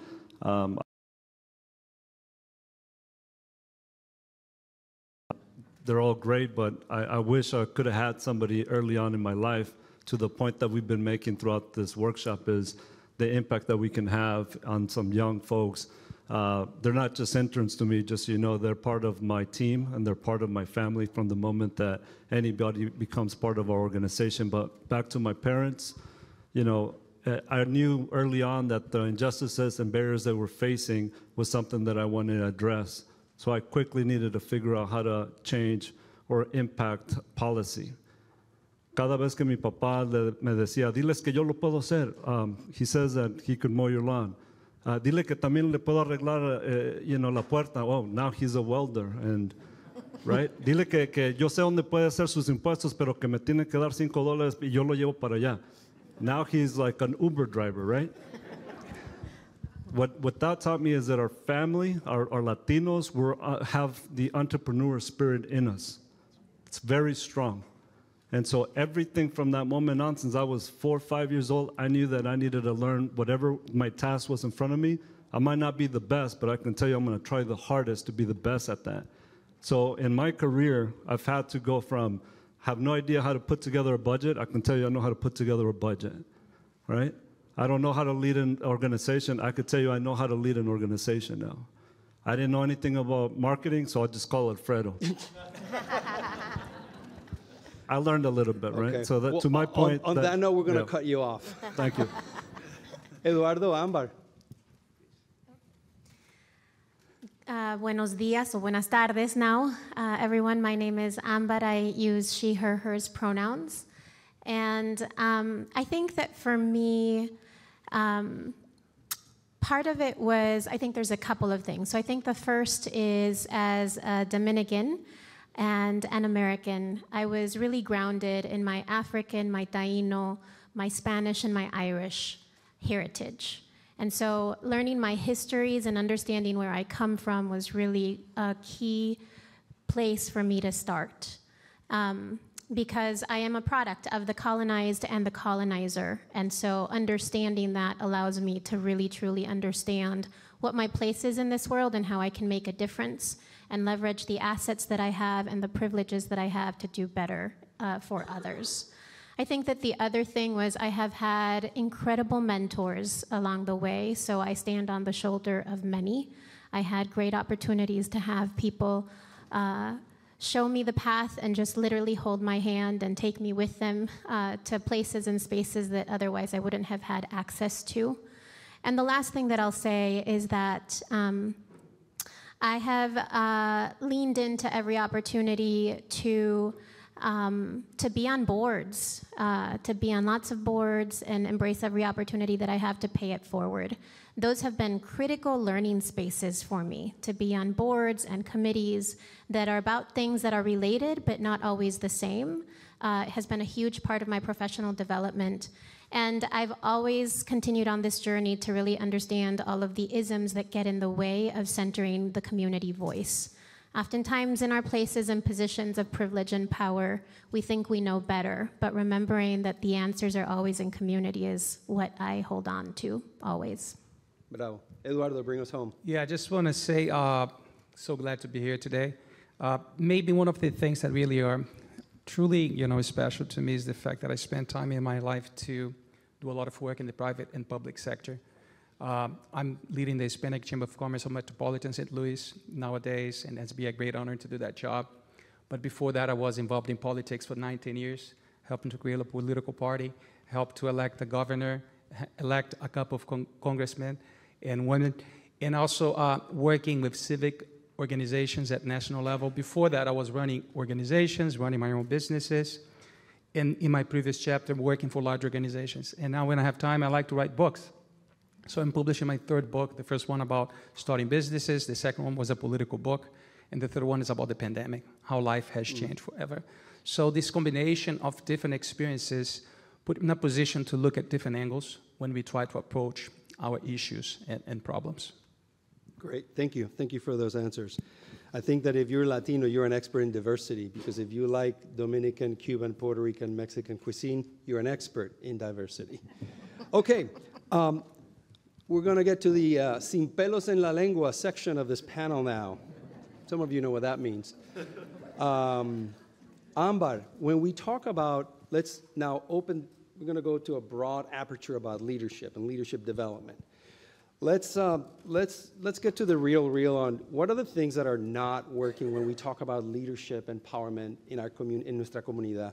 What are the things that we need to say, sin pelos en la lengua, this stuff needs rethinking? It's a great question, and here's my sin pelos en la lengua answer for you. So I have been doing community engagement and education and social justice work over the past 20 years. And in spite of all of the signs, all of the research, all of the data that shows that our outcomes are not where they need to be for students and even in college, we keep doing the same things. We keep teaching in the same ways. We keep investing in the same kinds of practices. We have an education industry that has been around since the Industrial Revolution 400 years ago. And we are practicing it in exactly the same way, and we need to stop. We need to stop investing in the current practices and start looking at the more innovative practices, which actually happen to be more indigenous ways of being and doing. So we need to go back in order to go forward, way back. So I would say that we need to stop investing in the ways of educating our children that we have. If we want to have students and people be able to be ready for the jobs of the future, and I know that you've all been hearing a lot about education today, but I'm going to put in another plug. We do not know what jobs are going to be like even in 10 or 20 years.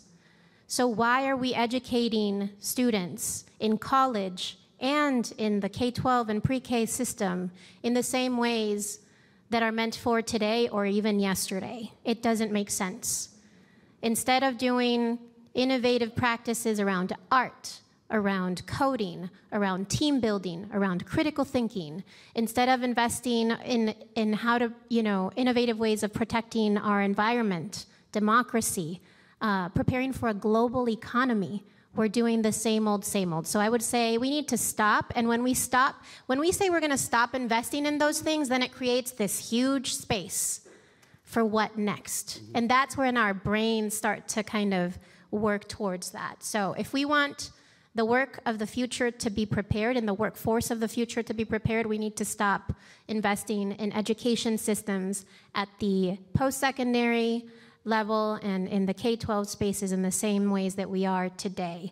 And that happens across, I say this to folks here because I know that you're all in the public, nonprofit, and corporate sector, and we're all investing in those ways right now through our vote, through where we put our money, and through how we do our programs in our organizations.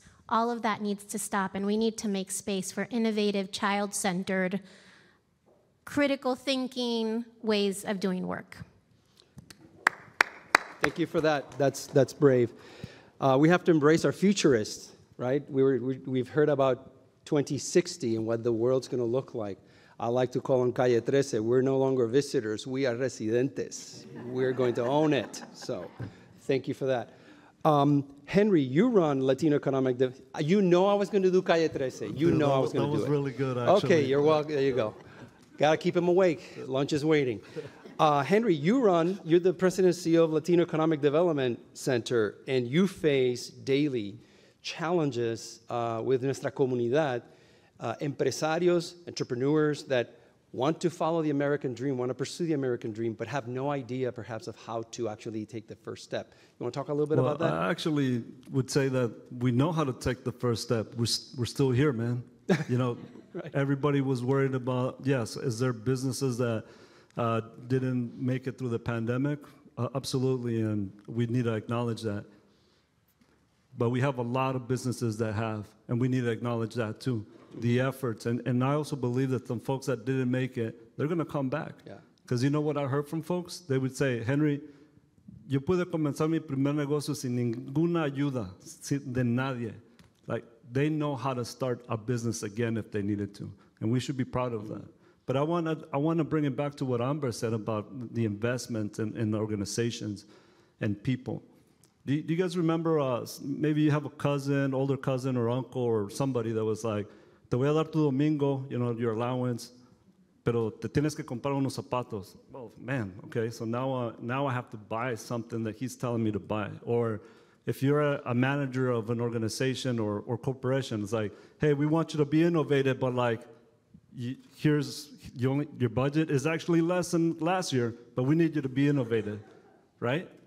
That I want to make sure that the foundation world and corporate world understand that if we're going to do anything different, we need to do things differently. And people are more innovative, not being put in a box, but being told, you know what, Henry, for LADC, great job. Don't tell me great job and say, but I need you to spend $100,000, in this particular sector. No, let our board, let our volunteers, let our staff say this is how we're going to spend $100,000, and this is how we're going to support our businesses so that they can thrive and be successful. General operations support. Let us be innovative. Don't put folks in a box. Yeah, and that's as a fellow nonprofit person, sometimes it's tough, right? Funders say, here's your funding, but you have to do these 7 things. Like, those are not the 7 things that are most urgent. So that dilemma is out there in nonprofit land. Let's go to Marina. Marina, in your experience, what are factors that make a successful workplace? Let's just start there, since we're at 3M. Yeah, so I believe that successful workplaces really recognize that employees are human first. Right, we think about even the title of the organization that's partnering with us today. We are human. And I think when we take things to the most basic kind of human needs that everybody shares, whether we're Latinos, Black, African American, name the diverse demographic, we share some things in common that are basic needs that are requirements, right, for us. And when I think about it in the context of the workplace, I think about three things, and so I've listed those out for you, but the first is connection to purpose. I think every human being wants to feel like what they're doing in this world matters. You know, so whatever that purpose is, I think making sure that organizations connect to the purpose in a really human way is really important. I think we all feel the need to belong, right? To be part of a community, to be part of a group of people that welcome us, that make us feel part of something, no matter what our diverse demographic may be, but that it is a place where we belong and that there is a community. And the third, I would say, is empowerment. You know, the idea that we are trusted to get our work done, that we have the tools, the resources that we need to make an impact. I think those three things are really basic kind of needs that unite everyone: connection to purpose, feeling like you belong, and being empowered. I think about kind of growing trends, and I reflect, you know, like everyone else, on what's happened in the last, 2-3 years, right? Not just the pandemic, but all of the challenges that we've faced in our communities with all of the horrible things that have happened and continue to happen, the economic turmoil, and the impending recession and all of these things. I think about trends that workplaces really need to consider as we think about being successful. The first is flexibility. And we know that 3M is doing that really well, thinking about how do we continue to offer people the flexibility to be able to manage all of the horrible things that happen in our communities, but the requirements of being there for our families, right, through all of these things. So flexibility, well-being has become quite the trend in organizations, not just 3M, but in my previous employers as well, really focusing on the fact that, again, we're human beings and we need that. We need to make sure we're taking care of ourselves before we can take care of others or do great things for the organizations in which we work. And the last is being appreciated and rewarded. We know that we are living in a world where there's a competition for talent, there's a competition for our attention, and so making sure that people feel like, again, what they do matters, but they're also appreciated and rewarded for what they bring into our organizations, I think are critical growing trends also. Thank you. Let's go to all. So let's go back to popcorn style. Let's talk about leadership rapidly. Let's do a rapid fire here. What are some skills or skill areas to focus on that would support the growth of our Latinos at the highest levels in the economic ecosystem? What are some of those fundamental skills that you say we have to get really excellent at if we're going to, like Carla said, push Superman out of the hill and take it for ourselves? Let's talk about those skills. Yeah. Eduardo's ready to go. Yeah, I'm ready. I just want to say that I think as Latinos and Latinas, tenemos que trabajar juntos. We have to keep our ability to communicate and listen with authenticity, right? That is so important. We have to keep our core message to ourselves, but also to those who work with us. So authenticity for me, it's incredible superpower. Also, listening with empathy. If we can keep listening with empathy and looking at everybody with the lenses of inclusiveness, equitable behavior, and also looking at people in a very accommodating way, I think is a great way to really put us ahead of the curve because we will understand what is coming next. So I think for me, if we can keep that going, as a Latina and Hispanic community, I think we're going to be stronger and stronger moving forward. Great. Yeah. Follow-up, anybody? Yeah, I like to think of every job I've ever had. Since the first job I've ever had, I knew who my replacement was the very next day. I've always thought of, I need to know who's going to replace me internally and who's going to replace me potentially externally. I always want to make sure that I know, hey, by the way, I'm about to leave my job, get ready. Mm-hmm. And that's really important to me. It's always. I'll mention too, going back to my previous answer around kind of the pandemic and where we find ourselves as a workplace, as a Latino community, as a Latinx community, I think two skills that we really need to get good at are one, navigating ambiguity. You know, I think about the uncertainty that we're all facing in lots of different ways. I think that's a skill, and I think that's something that can be developed through mentorship, through learning from others, through lots of different ways, and being more than anything, just being conscious of it. But navigating uncertainty, and then the second is resilience. And I think we've talked about this in lots of different ways. I think we've learned a lot, again, through all of what's happened in the past few years. And we have to learn how to get up quickly, right? How to stand up once we get hit. What do we do to kind of rise back up and kind of keep moving forward? And I believe that's also a skill that can be developed. Great. I'm gonna tag this to the next question because I think I'm gonna declare that Amber is our provocateur on the panel. So Hispanic representation is lacking at leadership level, including boards, other high visibility, high accountability, high trust positions. Can we start a conversation, a discussion here on what needs to change? How do we start to occupy those spaces more successfully, more consistently? I think we need to grab a chair and bring it to the table. That's part of it. Yes, please. I think that we are waiting to be invited in so many cases, and we need to make sure that we are pushing our way through to get to the tables. I'm going to give you an example in philanthropy, which is where I am right now. Philanthropy has endowments of about $1.7 trillion. Say that number again. $1.7 trillion in the United States, with a T. In 2019, about $371 billion were invested in grants only in our communities. In our communities, I mean every community, locally and some globally. $89 billion of that was from private foundations, meaning corporate, family foundations, such as the one I work with. Do you know how much representation of Latinos are in those spaces? 4% on boards and 3% of CEOs in philanthropy are Latinos right now. It's a problem, because when we are not at the table, then we do not get heard, our issues do not get addressed. And that's not just on the grant-making side, ensuring that grant dollars go to be invested in economic development and education, in all of the things that we know are important, in gender-based violence, and all of the things that we know that are important for our communities.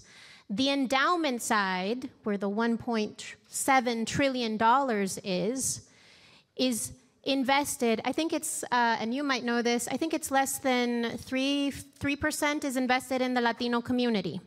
The majority of those resources, which are loans and capital for businesses to start for entrepreneurs to start businesses of all kinds that build our economy and our wealth in our community, are predominantly invested in white communities. Surprised? No. But we need to do something about it, and we need to push our allies in these spaces to be doing something about it as well.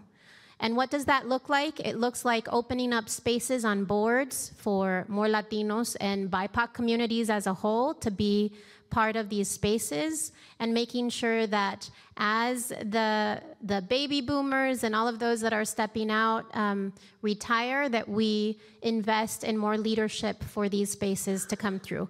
I'm giving you the philanthropy perspective, but I think this is true in corporate, it's true in nonprofit, and it's true in all spaces of leadership. So we need to be thinking about succession planning with intentionality and making sure that we're preparing folks, but we shouldn't be waiting for that. We should be pushing our way through into these spaces as well.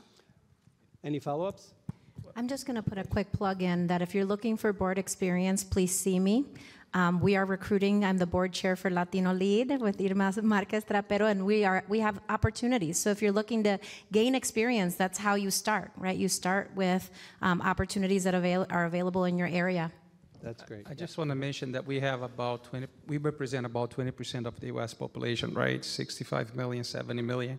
And then when you look at the impact, I mean, the representation of Latino and Hispanics in business and corporate, boardrooms, it's less than 5%.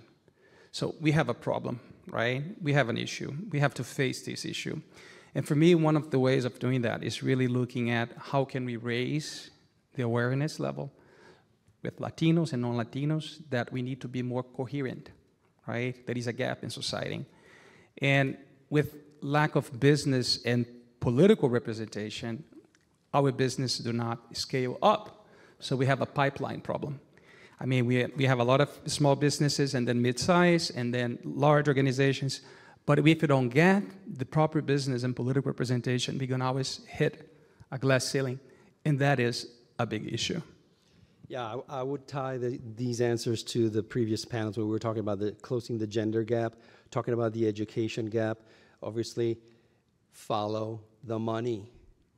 It should not be a surprise to us, the number that Amber just dropped on that stage. And I forgot to mention the second point that is related to we need better political representation in our districts, in our states, at federal agencies. I know that we have done a lot of great work over the years, but we do need to do more. So maybe one of the things we want to do, we really want to get involved in politics. That's going to be a great way to change reality. That's why I'm so excited to be here, because I see a lot of leaders, civic leaders, business leaders, political leaders. And if we do that, and we have enough political representatives, we're going to change reality. Instead of having 5% of the procurement business contracts, we're going to have 15% one day, 20% one day. And then with a larger budget, we're going to be able to do much more. So like Abuelita said, don't play small. Let's talk about entrepreneurship, because I discovered it's a common theme here. All of you have that spirit, and I love it. So, Henry, I'm going to throw it to you, and we'll just continue to popcorn around. How do we make better connections between corporate America and small business entrepreneurship? How do we make that, those two ends of the business sector synergize, synchronize, collaborate? Yeah. Should I start and then you go? Okay, go. I just want to say this. I think that is a really great opportunity to connect corporate venture capital. We can start a new chapter there. Large organizations providing a lot of experience with institutional relations and also management systems, right? That's what large organizations do quite well. And then we have the startups that can really come up with pockets of innovation to address civic, business, and community, issues. And there is a pipeline to be built, but we have to build this new pipeline of access to capital using the metrics that work for minorities, right? The Black community, the Latino community, the LGBT community, the Asian community. We really have to build new metrics because we have a different mindset. The way we approach problems are different. So we cannot expect to succeed raising capital using the same mindset that was used for a different group of people. So I think we need to start having these conversations, because if we have these conversations, large organizations and startups will be able to collaborate more and more.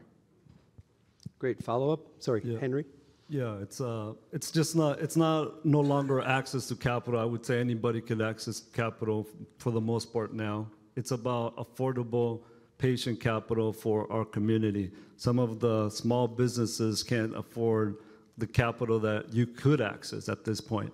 And yes, do we want to support someone to own their building? I absolutely want to do that. Do I want to make them be in debt for the next 30 years without creating any wealth for themselves because now you're paying the bank everything? That's not what I want to do.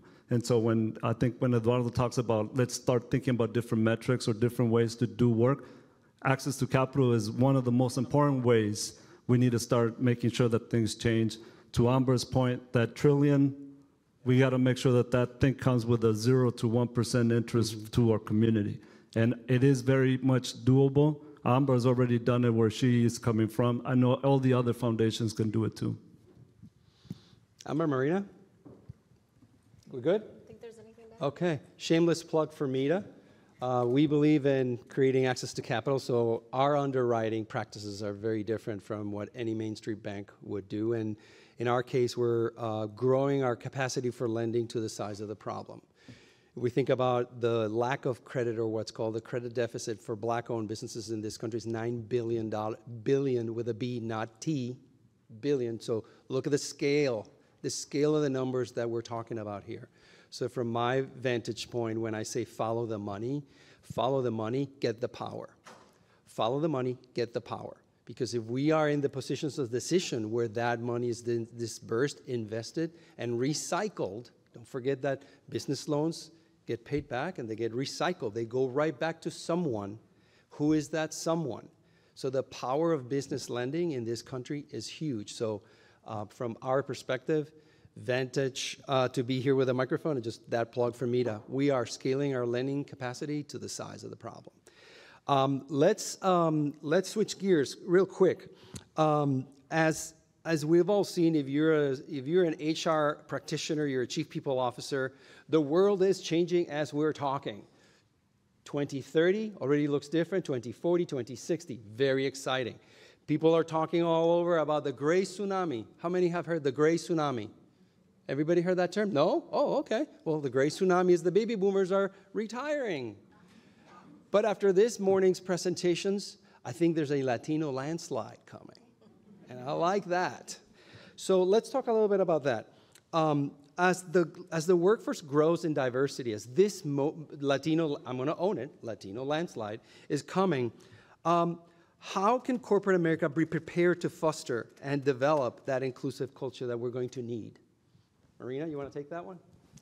Yeah, so I'll say, I've been in HR for the majority of my career as an HR partner or a talent leader or in different spaces, and most recently in the D&I space. And it is clear that we have a lot to do, right? We talk about it, we say it.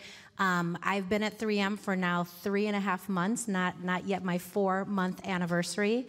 But even in my previous role, it was very clear that we have to do a lot to step up our game.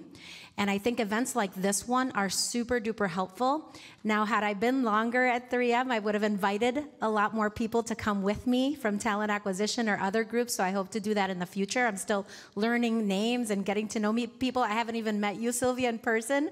So I have a lot to do, but I will say that as an organization, as corporations, we have to listen more often. We have to understand what are the cultural nuances, what are the needs of employees in diverse demographics. What do you care about? And that changes based on what is happening externally in communities. And so it's really important that continuous listening to what people care about, what's important, how do we connect that to how we hire people, how we make this an attractive place for people to want to come and work, because this is about giving people access to jobs, right? Yeah. Access to opportunities. And so we can't do that if we can't connect with people on what it is that they need and what they're looking for. So I think continuous listening and really understanding the nuances of how you show up in the workplace, and then how do we connect how we develop and make opportunities available to you. That's fantastic. It's a huge undertaking. It's culture, it's HR administration, it's benefits, right? It's all the things that are about the human capital of corporate America. So it's daunting. And let me just say, we're not giving ourselves a pass, though, right? Because just because it's complex doesn't mean we shy away. So I'll go back to my earlier comment. One of the reasons I think I was hired to do this job was because I do come with that spirit of roll up your sleeves. Let's figure it out. And hopefully Alejandro has already heard me talk a little bit about this. Like, there's some things that we need to fix. So we can't shy away from it as corporations just because it's complex and it's nuanced. Like, we need to lean into the work. And so I think that's really important for companies to really step up their game. It's inevitable. That's great. Okay, we're going to finish right back with a nice, tight focus on the individual. We're going to do a quick round. We call this the elevator speech or the leadership mantra. We have great leaders here on stage, so I wanted to give them the opportunity to give us a few words that are their leadership core value, core thought, the thing that when you think about your own personal leadership brand, what brings it, makes it happen for you. So whoever's the brave one, I'm looking at you, Henry, and bringing it this way, and we wrap it up, and then we get tortillas and mole poblano. Right? Is that really the lunch? They showed a picture, so I thought that's what we're getting. No, I mean, what's got me to this point is that yo hago todo al 100%. Like, if, I'm a husband, 100%. I'm a dad, 100%. when I was, an educator in the classroom, I better be the best teacher that those students have, because there's no other teacher. I was 100%. So I go 100% on everything I do. I'm not saying I do it right, but I give it my all. Great. And I learn from that. Beautiful. Marina. Mine, I'm going to read it. It's, I am not a product of my circumstances. I am a product of my decisions. And that quote comes from Stephen Covey, and it's one that I go to time and again. And the reason for that, and I think you picking up on the theme, right? We all have faced hardships in our life. And so I think about my single mom. I think about living below the poverty line for most of my life. And how that's shaped me, and really stepping out and recognizing that those circumstances have also played a part, but so have my accomplishments, so have my hard work, so have all of the great things that I have to offer. And so I often go back to that to just remind me that even in those hardships, there's learning, there's growth, and there's impact. So I love that. Take your power, right? Eduardo. There is a quote that I really appreciate. It's leadership's not about authority to get people to do things. Leadership is about bringing people together to get things done. And I think that's what we really can do as Latinos and Hispanics. We can bring people together to get things done. Beautiful. Amber, bring it home. All right. I think that, going with the theme that we are all human, if we are all human, then we need to be centering each other's humanity. So I carry a few quotes, which I'll read. The first one is, "Nothing about us without us is for us," which is an African proverb. The second is, "Centering blackness doesn't leave anybody out. What it does is center the root causes that are killing everybody." And that is a quote by Angela Glover Blackwell from Policy Link. I think as Latinos, we have African and indigenous ancestry, and we need to honor and elevate it and be allies to the Black community. It will build progress for us as well. And the last one is, "Washing one's hands of the conflict between the powerful and the powerless means to side with the powerful, not to be neutral. We need to be acting, not standing still. We need to use our voice and our action and our vote in order to move progress forward for our communities and other Black, indigenous, and people of color." So always centering the voices of those at the margins is important, because then everybody wins. So the last thing is, I try to lead with integrity and hire people that are smarter than me. Well, thank you to our panelists. Appreciate your answers and your time and your wisdom. Thank you for your patience. And we are... What about the countries deal? Oh, we have several countries here. We have El Salvador, Mexico, Puerto Rico, Brazil, and the Dominican Republic. No, here, sorry. And Guatemala right there. So let's see. Let's just do the quick game. Puerto Rico, say when. Aquí, Puerto Rico, bravo. Muy bien. Boricua. Okay. Ay, Puerto Rico. Y Boricua. Yeah, Boricua. Brasil. Bravo. Bom dia, la samba do Brasil. República Dominicana. Ay, todo el mundo te conoce. Y México y El Salvador. Bravo. Gracias. Gracias. Ay, excelente.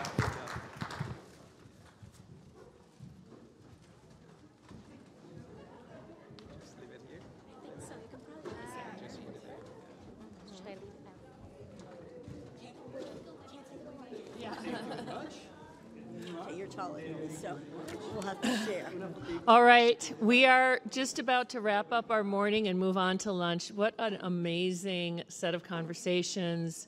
What amazing advice and insight into this opportunity that exists for everybody. This opportunity exists for, our country and the world at large. And so I'm really proud to be a part of this. I'm so proud to be part of We Are All Human from the very beginning and to be on the board. And, I promise all of you in the room that my efforts around mentorship and sponsorship will continue as long as I live. So I'm really, really proud to be a part of this and really, really impressed by just about everything.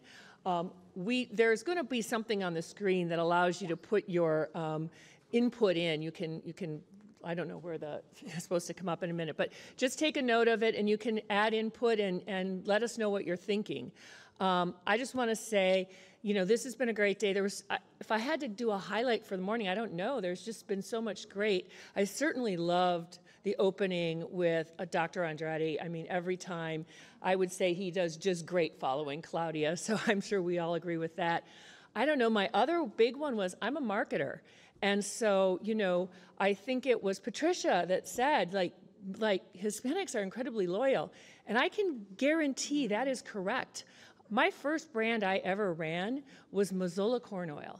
And let me tell you, I built that business by focusing all of our ad dollars, and this is back quite a while ago, all of our ad dollars against the Hispanic market. We took everything from the Anglo market and we put it all against the Hispanic market. 1, because they were incredibly loyal.